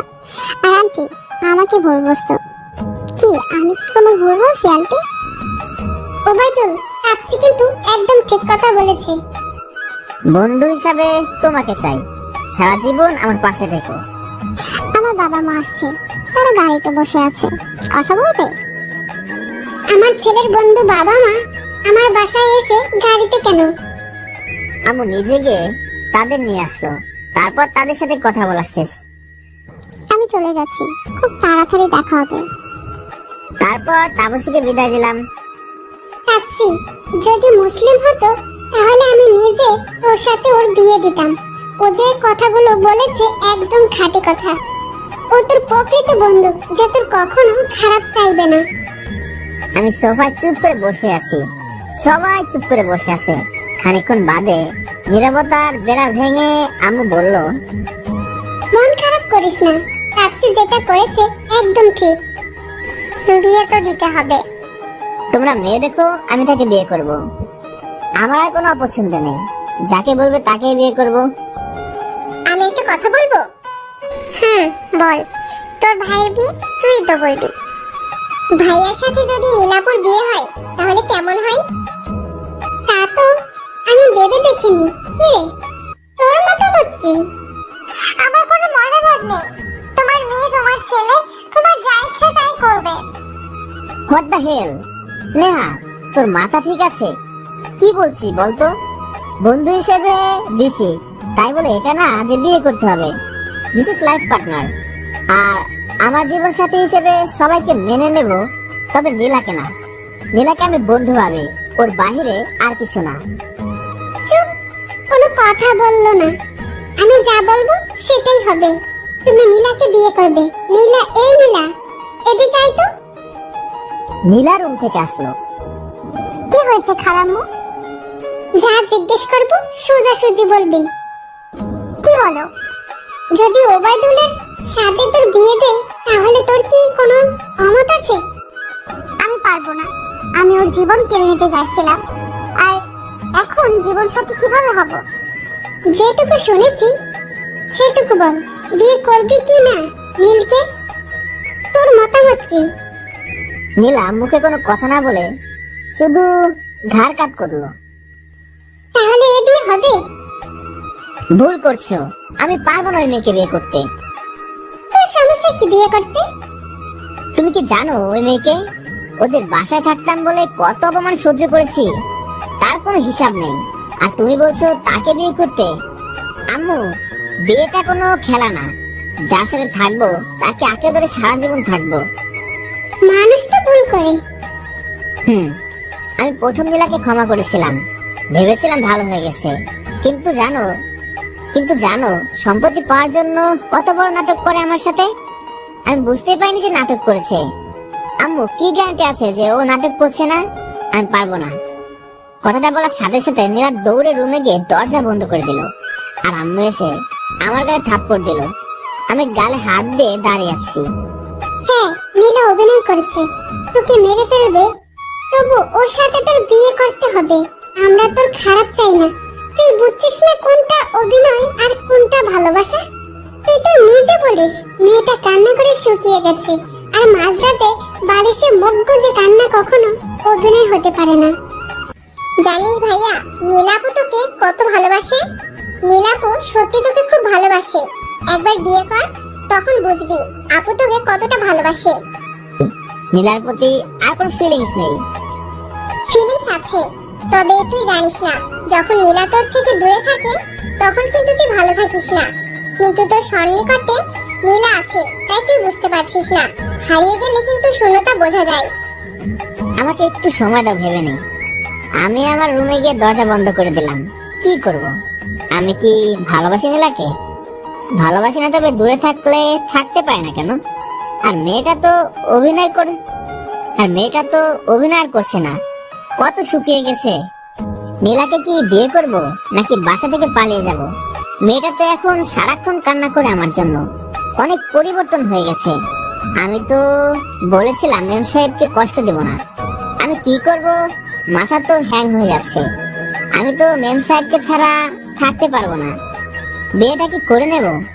তার বকা তো সে ছোট থেকে খাচ্ছি, এখন তার বকা খাওয়া মিস করি। কিন্তু যদি নীলা অন্য কারোর সাথে বিয়ে হয় তাহলে আমি কিভাবে থাকবো? না না না, আমি মেম সাহেবকে কারো হাতে দেব না। আমি দরজা খুলে বাইরে গিয়ে দেখি নীলা ব্যাগ নিয়ে চলে যাবে বলে বের হয়েছে। নীলা, কোথায় যাচ্ছ? প্রথম নাম ধরে ডাকলাম। নীলা পেছনে তাকালো না, একটু থেমে চলে যেতে লাগলো। নীলা, আমি তোমাকে বিয়ে করব। তুমি কোথায় যাচ্ছ? কিন্তু থামছে না। আমি দৌড়ে গিয়ে হাত ধরলাম, কিন্তু নীলা এক ঝটকায় হাত সরিয়ে দিল। আমাকে বিয়ে করিস না, আমি কিন্তু আবার নতুন করে নাটক করছি। আবার তোর কোনো বড় কোনো ক্ষতি করব কিন্তু। হাত ছাড়, আমি চলে যাব। বিয়ে করতে হবে না, আমি জোর করছি না। আমি তোমাকে বিয়ে করব। না, আমি অভিনয় করছি, সর, যেতে দে। কোথাও যাওয়া হচ্ছে না। ছাড়। এই হাত ধরলাম, আর সারা জীবন ধরবো, আর ছাড়বো না। কিন্তু নীলা তো শুনছে না। হাত জোর করে ছাড়িয়ে নিতে যাচ্ছে। আমি নীলার হাত ধরে একটা রুমে নিয়ে গিয়ে নীলাকে আটকে দিলাম। আম্মু, তোমরা বিয়ের ব্যবস্থা করো, আমি বিয়েতে রাজি আছি। কি মনে করে রাজি হয়ে গেলি? কেউ পাশে থাকলে শূন্যতা বোঝা যায় না, হারিয়ে গেলে বোঝা যায়। আর আমি কয়েকদিন দূরে ছিলাম, কিন্তু ভালো ছিলাম না। আর দূরে থাকতে চাই না। আমি নীলাকে ভালোবাসি, তবে ভয়ে ভয়ে ভালোবাসাটা লুকিয়েছিল। আচ্ছা ঠিক আছে, কিন্তু মেয়েটাকে কষ্ট দিচ্ছিস, যা গিয়ে রাগ ভাঙা। যাচ্ছি। আমি গিয়ে রুমের দরজা খুলে দেখি নীলা কান্না করছে বসে বসে। নীলা, সরি, আমি তোমাকে ভালোবাসি। আমি খুনি, লোভী, বিশ্বাসঘাতক। না, তুমি ওসব কিছু না, আমি তোমাকে ভালোবাসি বলে নীলাকে টেনে উঁচু করলাম। সাথে সাথে কিছু বুঝে ওঠার আগে নীলা আমাকে জড়িয়ে ধরে হামা করে কান্না শুরু করে দিল। বিশ্বাস কর নীল, আমি আর নাটক করছি না রে। আমি মন থেকে তোকে ভালোবাসি, আর অনেক ভালোবাসি। কি করলে তুই বুঝবি বল? আমি তাই করব। কিভাবে বোঝাবো তোকে? আমি না তোকে অনেক ভালোবাসি।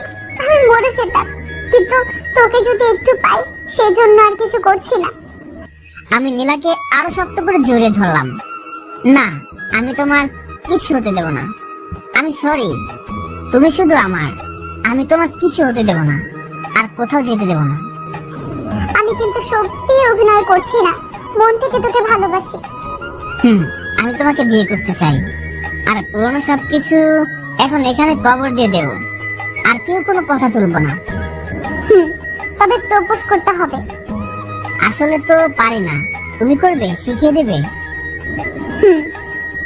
নীলা আমাকে ছেড়ে দিয়ে আমার সামনে হাঁটু গেড়ে বসলো। তুমি কি আমাকে বিয়ে করবে? আমার দুঃখের সাথী হতে হবে না, আমার সুখের সময় আমার পাশে থেকো। আমার একটু সুখে তুমি সুখী হও। আমি তোমার জন্য হয়তো জীবন দিতে পারবো না, কিন্তু সারা জীবন পাশে থাকবো। গ্রহণ করবে আমারে? আমি নীলার সামনে বসে নীলার হাত ধরে বসলাম। আমি আগে তোমার দুঃখ দূর করে দেব, তারপর তো তোমার পাশে থাকবো। আমি তোমাকে আমার মতো করে ভালোবাসবো। তোমার রেগে যাওয়ার কারণ হলো আমি তোমাকে অনেক রাগাবো। কেন?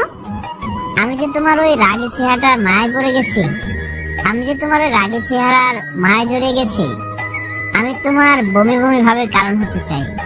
নীলা লজ্জা পেয়ে চোখ নামিয়ে নিল, লজ্জা লাল হয়ে গেছে। ভালোবাসি তোমাকে যে লজ্জা পেয়ে রাগী থেকে এমন লজ্জাবতী হয়ে যাও নীলাকে। আমিও ভালোবাসি আমার এত সুন্দর করে প্রপোজ করা সেই মানুষটাকে, যাকে হাজারো কষ্ট দিছি তবুও সে আমাকে ভালোবাসে। প্রপোজ করলে তো কোনো কিছু দিলে না। আসলে আমার জীবনে ভালোবাসা আসেনি, যা এসেছে সব সিনিয়র আপু আর এই পরিবারের পছন্দ মেয়েকে বিয়ে করবে ইনশাআল্লাহ। কি দেবো কি দেবো? ওয়েট। নীলা ওর হাত থেকে ব্রেসলেট খুলে আমার হাতে পরিয়ে দিল। হাতে হচ্ছে না, তবু আমার হাতে জোর করে পরিয়ে দিল। আমি বাইরে যাচ্ছি। বাইরে আসার পর কি রে, ওদের মান শেষ? শেষ। তুই কি করে বুঝলি? আপুর ব্রেসলেট ওর হাতে, তাহলে বিয়েতে তোদের কারোর অমত নেই তো? আমি কিছু বলার আগে পেছন থেকে ফোন কাটতে শুরু করলো। অমতটাও ওর। দেখছো না কার ব্রেসলেট হাতে দিয়ে রেখেছে? মুখ বন্ধ করো। মুখ বন্ধ থাকলে তুই কিন্তু ওরে পাতিস না। আমি বকবক করি বলেই নীলাকে পেয়েছিস, তা না হলে হারিয়ে যেত। তাহলে বিয়ে কবে? ওর আব্বু বাসায় আসুক, কালকে তারপর সিদ্ধান্ত নেওয়া যাবে। নীল, তোর মত আছে তো? না থাকলে বলে দে। আমি চাই না তোর জীবনে জোর করে নীলাকে দিতে। আমি রাজি। আচ্ছা, আমরা একটু ঘুরতে যাব বলেছিলাম, তা কি আর হবে না? সন্ধ্যা হয়ে যাচ্ছে তো। সন্ধ্যা যাবে, রাতে হাঁটতে ভালো লাগে। ঠান্ডা খেতে হবে, আর জ্বর আসলে তুই ভুগবি তো। কিছু হবে না, চাঁদনি রাত। চলো পার্ক থেকে ঘুরে আসি। তোর মাথায় কি চলছে বলতো? প্রথমে তো যেতে দিতে চাইছিলি না, আর এখন রাত হয়ে গেছে তবুও যাওয়ার জন্য এত লাফালাফি করছিস। আমি যাব, কে কে যাবি তাই বল, না হলে গেলাম। আমি যাব। তাহলে আমিও যাব। আর কেউ যাবে নাকি? জোর করে বললাম, যাতে ঘরে নীলার কান পর্যন্ত যেতে পারে। ওয়েট করো, আমি দেখে দিচ্ছি সেই কাউকে। আমি একটা টি শার্ট গায়ে দিয়ে রাস্তায় দাঁড়িয়েছি। হালকা ঠান্ডা পড়েছে। খানিক বাদে আসলো ওরা, একটা করে চাদর গায়ে দিয়ে আছে। চলুন সাহেব। চাঁদনি রাত, বেশ ভালো লাগছে হাঁটতে। ভালোবাসার মানুষটা সাথে আছে, তবুও যদি আরেকটু কাছে থাকতো। এই মানুষের চাওয়াটা বড়ই বিচিত্র। যত পাচ্ছি তত যেন আবদার বাড়ছে। প্রথমে চাইতাম নীলা ভালো কথা বলুক, ক্রমানুসারে চাইতে চাইতে সে আজ হবু বউ পাশে হাঁটছে, তবুও হাতটা ধরে হাঁটতে মন চাইছে। আমি একটু আস্তে হাঁটছি, যাতে করে ওরা আমার সামনে থাকে, নীলা মাঝখানে। ওরা দুজন গল্প করছে নীলাবাদে। কি ব্যাপার তোর, এত অস্তে হাঁটছিস কেন? আমি আস্তে হাঁটবো, তোরা জোরে যা। নীলাপু, জোরে হাঁটো তো। কেন? ও জোরে হাঁটবে কেন?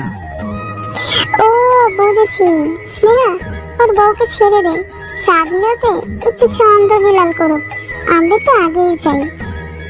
না, তোমাদের সাথে যাই। ঢং করা লাগবে না, একটু থামো, সারানে পা চালিয়ে এগিয়ে যাই। ওরা দুজন এগিয়ে গেল, আমি নীলার পাশে হাঁটছি। কেউ কারোর সাথে কথা বলছে না। নীলা লজ্জা পেয়ে চোখ নামিয়ে রেখেছে। আমি এর আগে নীলার দিকে তাকিয়েছি, কিন্তু কোনো কিছু হয় নাই। কিন্তু এখন তাকিয়ে যেন চোখ ফেরাতে পারছি না। চোখ দুটো আটকে গেছে তার ওই মায়াবী চেহারায়।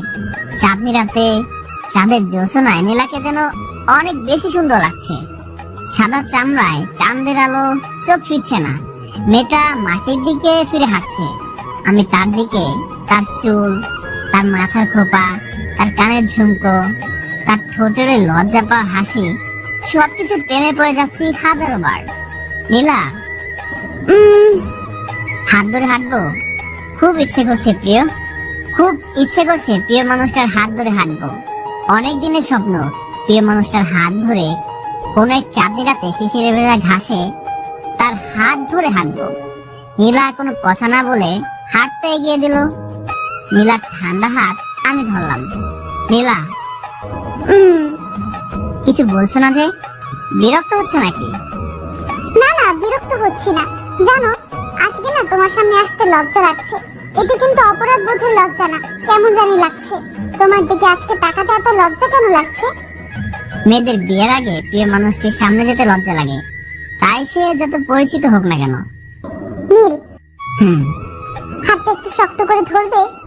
হুম আমি নীলার হাতটা শক্ত করে চেপে ধরলাম। সারা জীবন ধরে থাকবে তো? ইনশাআল্লাহ। একটা কথা বলবো? হুম আমি যদি কখনো কোনো অন্যায় করি বা তোমার সাথে খারাপ ব্যবহার করি বা তোমাকে কষ্ট দিই, তখন কিন্তু তুমি অভিমান করে দূরে যেতে পারবে না। তখন তুমি আমাকে বোঝাবে, যদি না বুঝি মারবে অনেক। তারপর আমি অভিমান করব, তারপর তুমি ভালোবেসে আমার রাগ ভাঙাবে, তারপর আবার বুকে টেনে নেবে। হুম তোরে মারা লাগবে না, তুমি তো আমার হয়ে গেছো। আমার নীলা কোনো অন্যায় করতে পারে না। এর আগের বার তো তোমার এই দুর্বলতা নিয়েই তোমাকে মেরে ফেলতে চাইছিলাম। নীলা, ওই কথা এখন তুললে কিন্তু আমি হারিয়ে যাব। আর কখনো বলবো না, তুমি হারিয়ে যেও না, তোমাকে খুব ভালোবাসি। আমি হারাবো না, আর হারাতে দেবও না। কি রে, কি বলছিস? কিছু তো শুনতে পাচ্ছি না। তো তোরে তো নীলাকে দিলাম, আমাদের কি ফুচকা খাওয়াবি? চলো। কি ধান্দা দোকানের সামনে এসে ঢোল পিটাচ্ছে? আমরা ফুচকার দোকানে আসলাম। ব্রো, ফুচকা দিন তো, তিনজনকে যতক্ষণ খেতে পারে। তুই খাবি না? আমি গরু না। কি, আমরা গরু? যা, খাওয়াতে হবে না। আরে আমি মজা করছিলাম বন্টি, আমি ফুচকা খাই না। তোরা খা যতক্ষণ পারিস, আমি ওদের সামনে বসে খাওয়া দিচ্ছি। এজন্য গুরুজনেরা বলে, বিয়ে করে বউকে কি খাওয়াবি? তখন নীলা একটু ফুচকা আমার গালের সামনে ধরলো। হা করো। না আমি খাবো না, তুমি খাও। হা করো। না আমি খাই না। হা করো বলছি। না আমি খাবো না। আমি দিচ্ছি তাও খাবে না? দাও। নীলা আমার গালে দিল। ওরে ভালোবাসা। বেশি বকলে কিন্তু বিল তোদের দিতে হবে। তোর বউ খাইছে তো আমি কেন দেব? আচ্ছা ঠিক আছে, আমি দিচ্ছি। ওদের খাওয়া শেষ হলে বিল দিয়ে বাহির আসলাম, পকেট ফাঁকা। তুরুলা, ফুচকা খাইয়েছে ওদের, এবার একটু একসাথে থাকতে দিই। নে, আমরা আগে যাই। বেশি বকিস। আমি আবার নীলার সাথে যেতে লাগলাম, কিন্তু নীলা নিজে আমার হাত ধরেছে। তোমার কি ঠান্ডা করে? একটু একটু। করবে তো, টি শার্ট কি ঠান্ডা মানায়? আসো চাদরের মধ্যে। নীলা আমার হাত ছেড়ে চাদরটা আমার গায়ে দিল অর্ধেক, আর নীলা নিজের গায়ে কিছুটা দিল।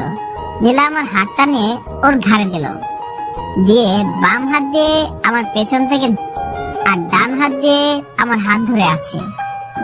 আর কি ঠান্ডা বাতাস লাগছে নাকি তোমার? না লাগবে না। খুব ভালোবাসি, হয়তো নিজের থেকে অনেক বেশি। Again. Can I kiss for you? এমন কথা শোনার জন্য প্রস্তুত ছিলাম না। Yes yes you can. দাও। এখন এখানে? কেন? চাঁদনি রাত কেউ বুঝতে পারবে না। আচ্ছা, আমি কি নীলার সামনে আসলাম। নীলা আমার গলা সমান লম্বা। আমি নীলার দিকে মুখ এগিয়ে নিয়ে গেলাম। নীলা চোখ বন্ধ করে দিল। আমিও চোখ বন্ধ করে নীলার কপালে এঁকে দিলাম ভালোবাসার পরশ। এটা কি হলো? কেন কিস?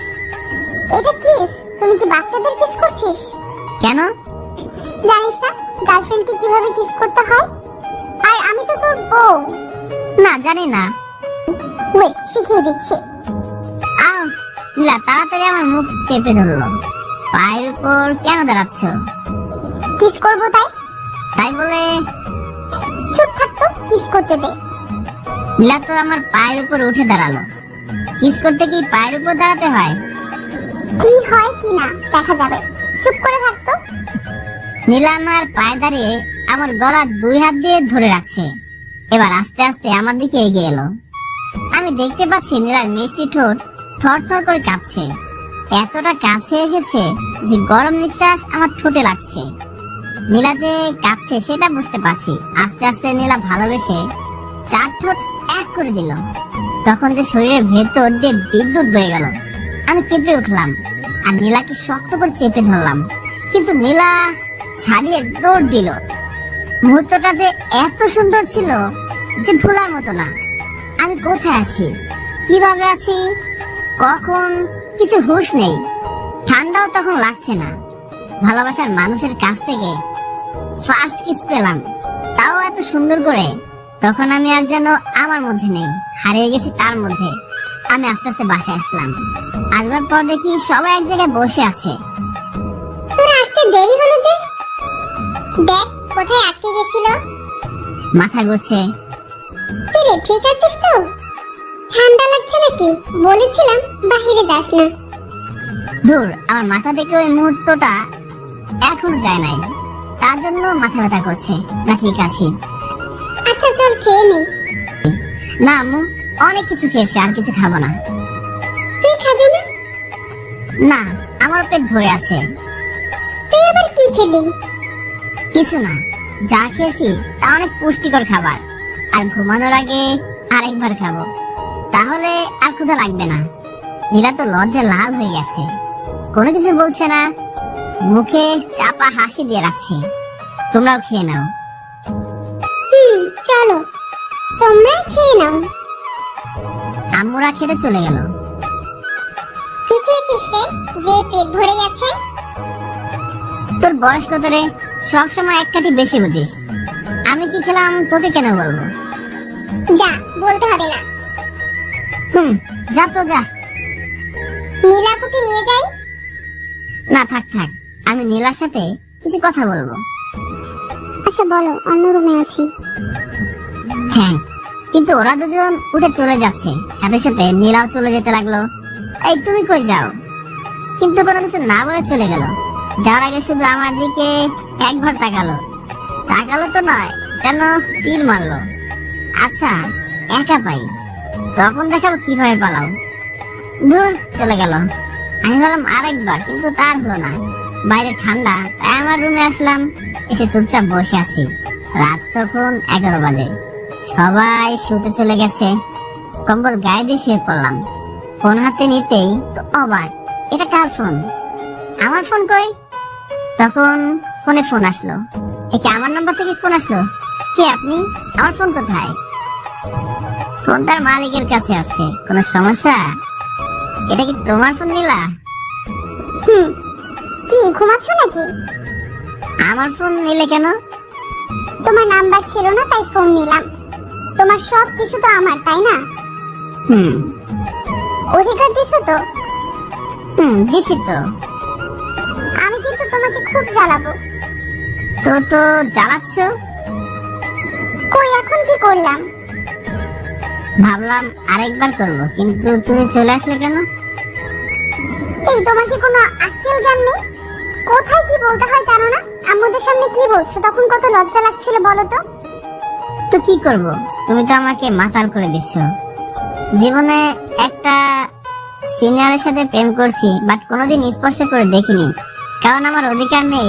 যদি আমাদের বিয়ে না হয় তাহলে তো পাপ হবে স্পর্শ করলে। আর যখন ভাবলাম আমাদের ভালোবাসার ভবিষ্যৎ নেই, তাই নিজ থেকে সরে আসছি। সবার কাছে একটা অনুরোধ, যাকে বিয়ে করবেন তাকে বিয়ের পর থেকে স্পর্শ করবেন, তাও আবার অনুমতি নিয়ে। ধন্যবাদ বিরক্ত করার জন্য। আমার ফার্স্ট কিস, কিন্তু জানো যখন তোমাকে কিস করছি তখন আমার খুব ভালো লাগছিল। একটু বাইরে আসবে? কেন? আরেকবার নিব মিষ্টিটা। শখ তো হবে না।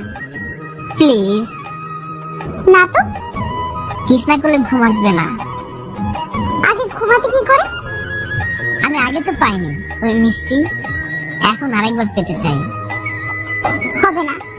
অনেক ভালোবাসি তো তোমাকে। যতই পাম দাও না কেন, কাজ হবে না। না না তো। কিস করব যখন বলছি তখন করবই।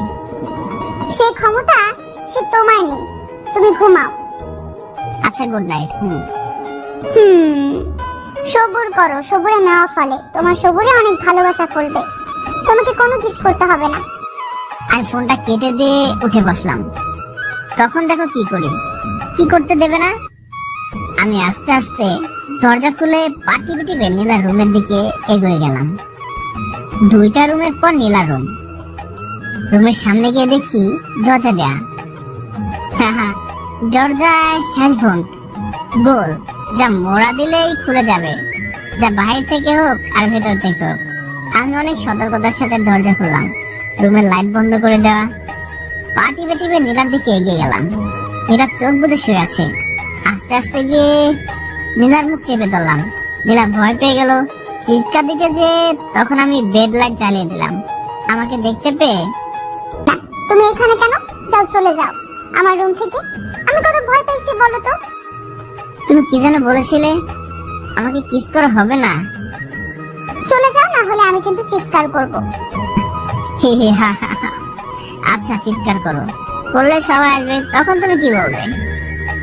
বলবো তুমি আমার ঘরে ঢুকে আমার সাথে অসভ্যতামি করছো।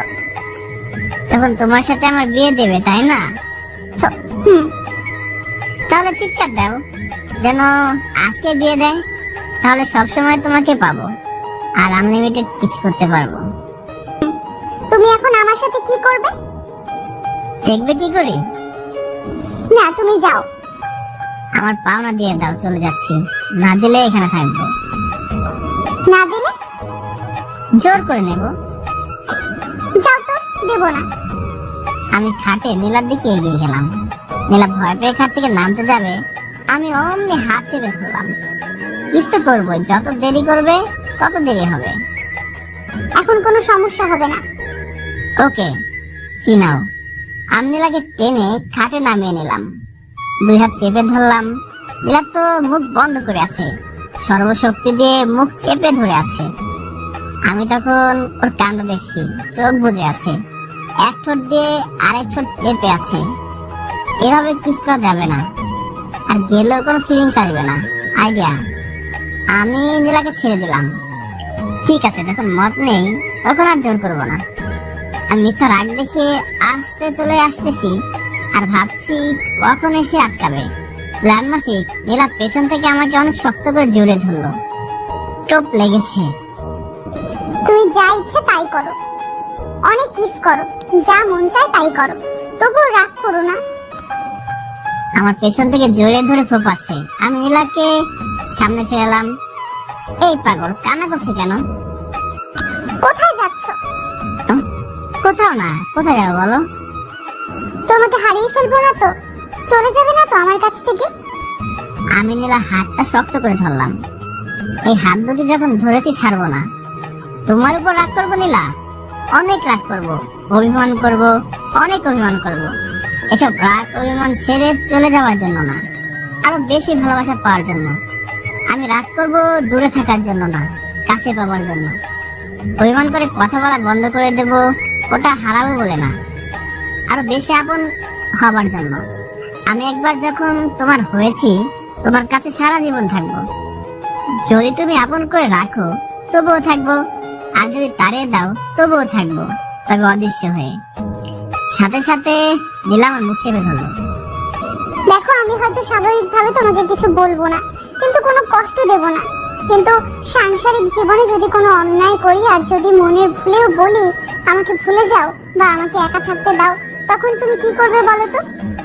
আমি জানি আমার নীলা কখনো বলবে না এই কথা, তবুও যদি বলে তাকে ভুলে যেতে এত শক্ত করে জড়িয়ে ধরবো যে তার সমস্ত ক্রোধ ভালোবাসায় পরিণত হবে। তো আচ্ছা, আমি তো তোমার সাথে অনেক বাজে ব্যবহার করলাম, অনেক কষ্ট দিলাম, কিন্তু কোনো প্রকাশ কষ্ট, কোনো বাধা আসলো না যে তোমার পেটে? আর যে অন্যায় তার তো শাস্তিই পাইনি। শাস্তি পেতে চাও? হুম।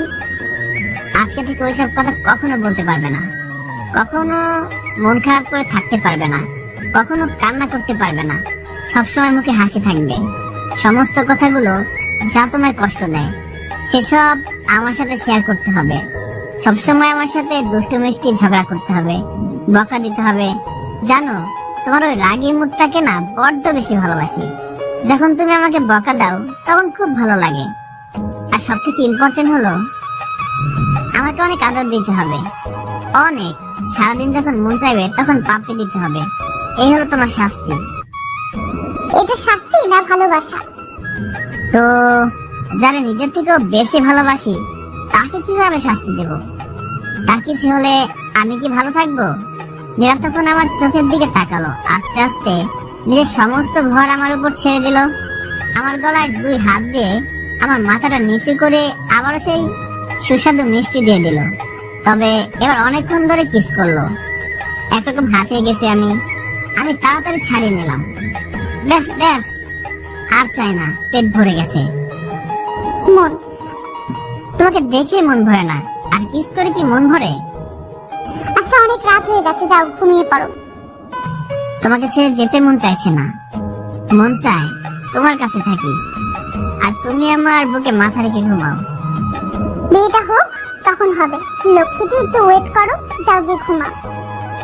Good night. Good morning. Morning? 2 বাজে, আর আমি সবার আগে উইশ করলাম। পাগল একটা উম্মা। আমি আবার চুপি চুপি নিজের রুমে চলে আসলাম। সকালে ঘুম থেকে উঠে বসে আয়নার দিকে তাকিয়ে আমি চিৎকার দিয়ে উঠলাম নিজেকে আয়না দেখে।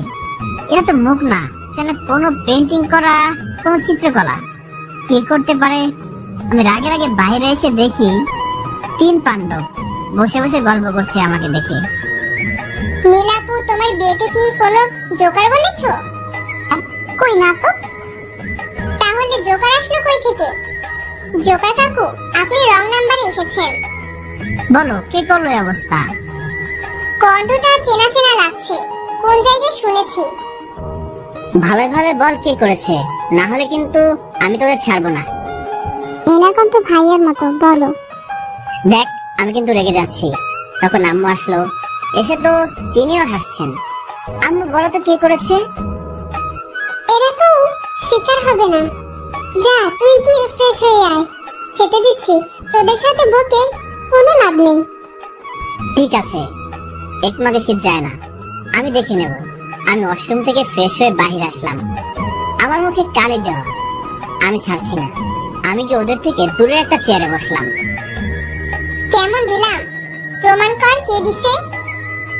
আমি শুনে ওদের দিকে তাকালাম পর্যন্ত না, চুপচাপ মুখ ভার করে ফোন চালাচ্ছি। আম্মু খেতে দিছে, খেয়ে নে। কিন্তু আমি উঠে চলে আসলাম আমার রুমে, বসে বসে গেম খেলছি। আর ওদিকে ও মনে হয় রাগ করেছে। ওসব করা ঠিক হয়নি। আরে না, কোনো ছক করছে। কেউ যেন শিকার হবে না যে। চলো আরো পেছনে লাগি। যদি রাগ করে কিছু হবে না। আমি ফোন গেম খেলছি, তখন ওরা রুমে ঢুকলো। কিরে, গেম খেলিস নাকি? বলেই ফোন টেনে নিল। কি চাস তোরা? সকালে মুখে কালে দিছিস, এখন আবার বিরক্ত করছিস।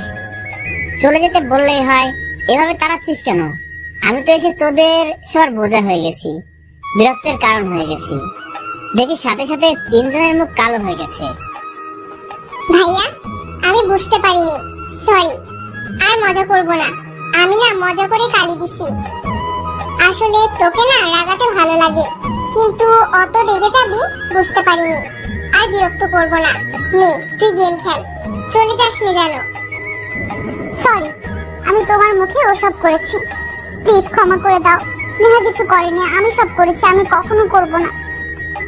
এদিকে কি কেঁদে দিল। নীলা স্নেহার চোখে পানি চলে আসছে। স্নেহা কান্না করতে করতে চলে গেল। সারা ওর সাথে গেল। আমি সরি, আর মজা করব না, কথা দিচ্ছি। প্লিজ বাসা থেকে যেন যেও না। যদি বলো আমি চলে যাব। বুঝতে পারিনি বেশি হয়ে গেছে। আরে আমি তো মজা করে বলেছি, তোমরা কেন সিরিয়াসলি নিচ্ছ? আমি কেন এই সামান্য বিষয় নিয়ে রাখবো আজব তো। সত্যি তো? পিওর সত্যি। তুমি রাগ করলে খুব ভয় হয়। আমি তখন নীলাকে খাটে টেনে নিলাম। কি করছো? তো চলে আসবো তো, ছাড়ো তো। গুড মর্নিং কিস দাও। স্নেহা কান্না করছে, আগে ওরে সরি বলো, তারপর দেব। সত্যি তো? সত্যি। অনেক দিতে হবে কিন্তু। অনেক দেব। এবার ছাড়ো, চলো। আমি ছেড়ে দিলাম। তারপর স্নেহা রুমে গিয়ে দেখি বোনটা আমার খাটে বসে কান্না করছে। স্নেহা, সরি, আমি আর তোর সাথে কখনো মজা করব না। চলে যাস না তুই। আমি বুঝতে পারিনি তুই বিরক্ত হয়ে যাবি। এই পাগল মেয়ে, আমি কি রাগ করেছি নাকি? আমিও তোদের মতো মজা করেছি। তুই কান্না করছিস কেন? তুই যে বকা দিলি। তো আমার বকে কান্না করে দিলি? বাবা, কান্না করে তো পুরো রানু মণ্ডলের মতো লাগছে। ফোনটা কই, কয়েকটা ছবি তুলে নে। জানিস, আমি শুধু জানতাম আমার ভাই আছে। যখন পাশের বাসার ওরা দুজন ভাই বোন ঝগড়া করত, মারামারি করত, তখন আমি দেখতাম, খুব হিংসে হতো। মাঝে মাঝে কান্না করতাম আর তোকে খুঁজতাম। আম্মু আমাকে বোঝানোর জন্য বলতো, তোরও একটা ভাই আছে, দেখিস সেও একদিন ফিরে আসবে। তখন থেকে ভাবতাম, যখন তোকে ফিরে পাবো তখন তোর সাথে এভাবে মজা করব, তোকে এভাবে জ্বালাবো, সারাক্ষণ হেনস্থা করব। আর তুই ফিরেও আসলি, কিন্তু দেখ, বুঝতে পারিনি যে তুই রাগ করবি। আর কখনো এমন করব না। আমি তখন স্নেহার চোখের পানি মুছে দিচ্ছি। এই, তোর ভাই কারোর উপর রাগ করে না, আর তার বোনের উপর তো না। আমিও মজা করেছি। তুই আমাকে এভাবে সারাক্ষণ বিরক্ত করবি, অনেক জ্বালাবি, কান্না করবি না। কেন কাঁদছিস? আমি কিন্তু কান্না পছন্দ করি না। আচ্ছা, কানবো না। মন ভালো হয়েছে? না না না, মন ভালো হয়নি। ফেরা কি? তখন দেখি নীলা পেছন থেকে নানা করে ইশারা করছে। তুই নানা করছিস কেন রে? নীলা তোকে কি ইশারা করছে সত্যি সত্যি করে বল, মিথ্যা বলবি না। জানি না, তবে না বলতে বলছে। ও, বেশ কানেকশন। না বলতে বলেছে আর না বলছিস? না মানে, আসলে কি জন্য না বলতে বলেছে? তুই বুঝবি না, তবে কথা দেওয়া আছে, এটুকু মাথায় রাখা উচিত। বুঝিয়ে বলতো, আমি বুঝতে পারছি না। কিচ্ছু না। তখন আম্মু আসলো। তোরা খাবি তো? রুমে কি করছিস? এখানে রাজ্জাক সাবানার করুণ কাহিনী হচ্ছিল, আর তুমি এখন আসলে ফুপুমা। কি? কিছু না, চলো তো, আমার ক্ষুধা লাগছে। আমরা খেয়ে নিলাম, তবে সুযোগ খুঁজতেছি নীলা কই। পাওনা জিনিস নিয়ে নিতে হবে। যাই হোক, নীলা বুঝতে পেরেছে, সেজন্য আম্মু যেখানে যাচ্ছে ও সেখানে যাচ্ছে, আর আমার দিকে তাকিয়ে হাসছে। নীলা আম্মুর সাথে রান্নাঘরে ঢুকছে রান্না করতে। তখন আমি রান্নাঘরে গেলাম। আম্মু নানু ডাকছে। কি, ওষুধ খুঁজে পাচ্ছে না নাকি? ম্যাক, তুই মাংসটা দেখ, আমি আসছি এক্ষুনি। আমিও যাই। না না, মাংস পড়ে যেতে পারে। কই যাবে? আম্মু চলে যেতে আমি নীলাকে একটা নিজের কাছে নিয়ে শক্ত করে চেপে ধরলাম। এই রান্নাঘরেটা, যখন তখন কেউ চলে আসবে, ছাড়ো তো। না, আমার থেকে পালাচ্ছ কেন? প্লিজ ছাড়ো, আমি পরে সব মিটিয়ে দেবো। পরেরটা পরে, আমি এখন চাই, এখনই। প্লিজ। কাজ হচ্ছে না। দেবে নাকি আমি জোর করে নেব? চোখ বন্ধ করো।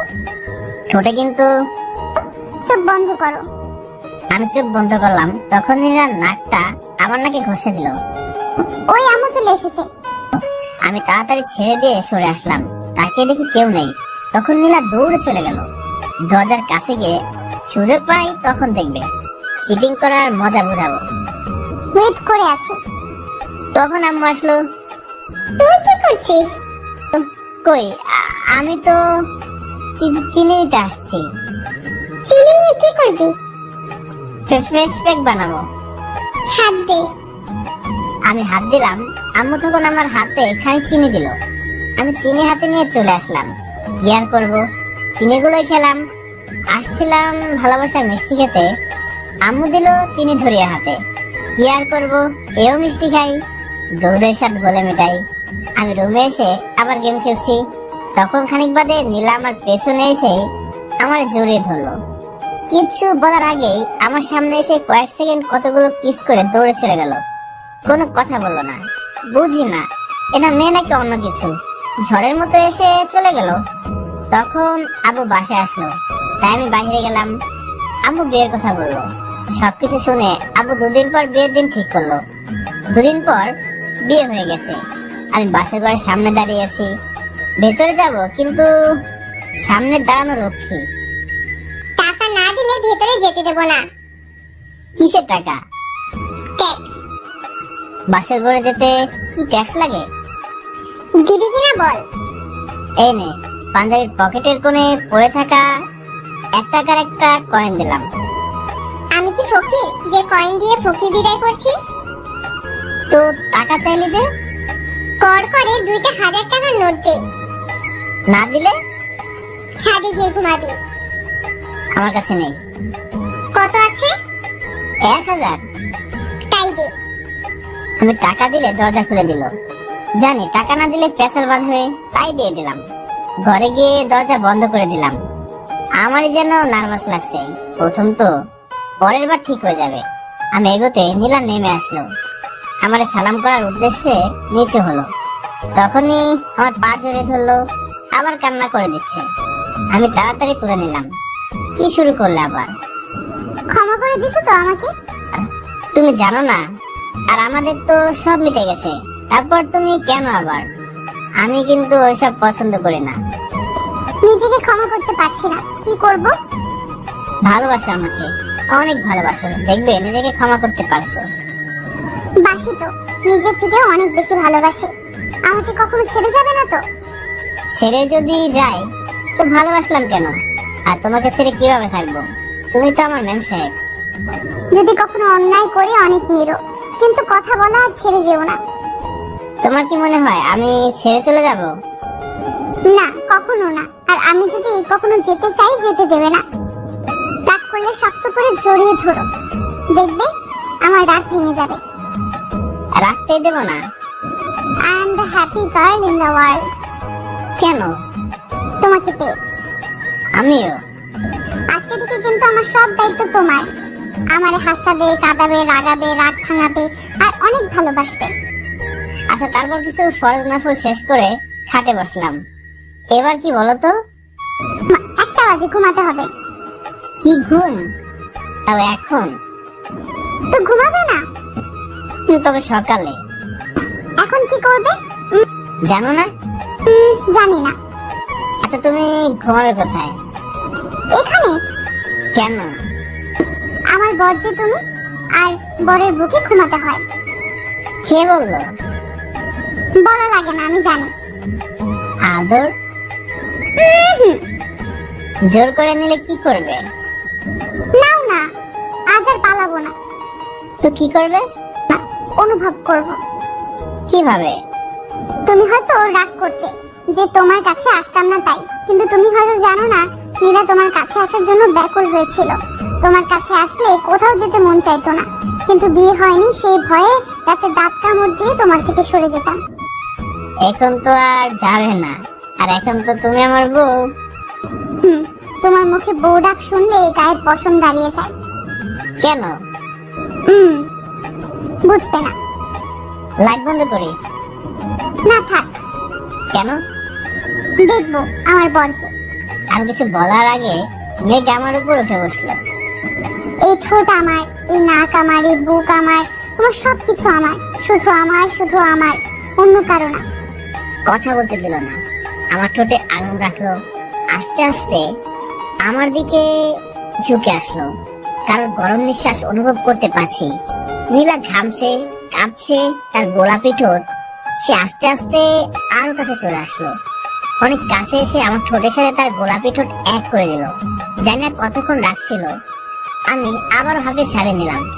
আচ্ছা, আমার ডায়াবেটিস হবে না তো? কেন? এত সুস্বাদু মিষ্টি খেলে? হলে হবে। এখন থেকে সব তোমার, যা মন চায় তাই করবে। আবার নীলাকে টেনে নিলাম, আর নীলা হারিয়ে গেল আমার বুকে। বন্ধুরা, পর্বটা কেমন লাগলো কমেন্ট করে জানাবেন, আর পুরো গল্প কেমন লাগলো জানাবেন। অনেকে আছেন যারা লাইক কমেন্ট কিছু করেননি, তারা অন্তত শেষ পার্টে বলুন কেমন লাগলো। অনুপ্রেরণা না পেলে লিখতে মন চায় না। যদি সাপোর্ট পাই তাহলে আমার জীবনের প্রথম লেখা অন্য একটা আইডিতে আছে। আপনাদের মতামত পাইলে সিনের আপু যখন ক্রাশ গল্প খুব তাড়াতাড়ি নিয়ে আসবো। ধন্যবাদ সাথে থাকার জন্য। আল্লাহ হাফেজ।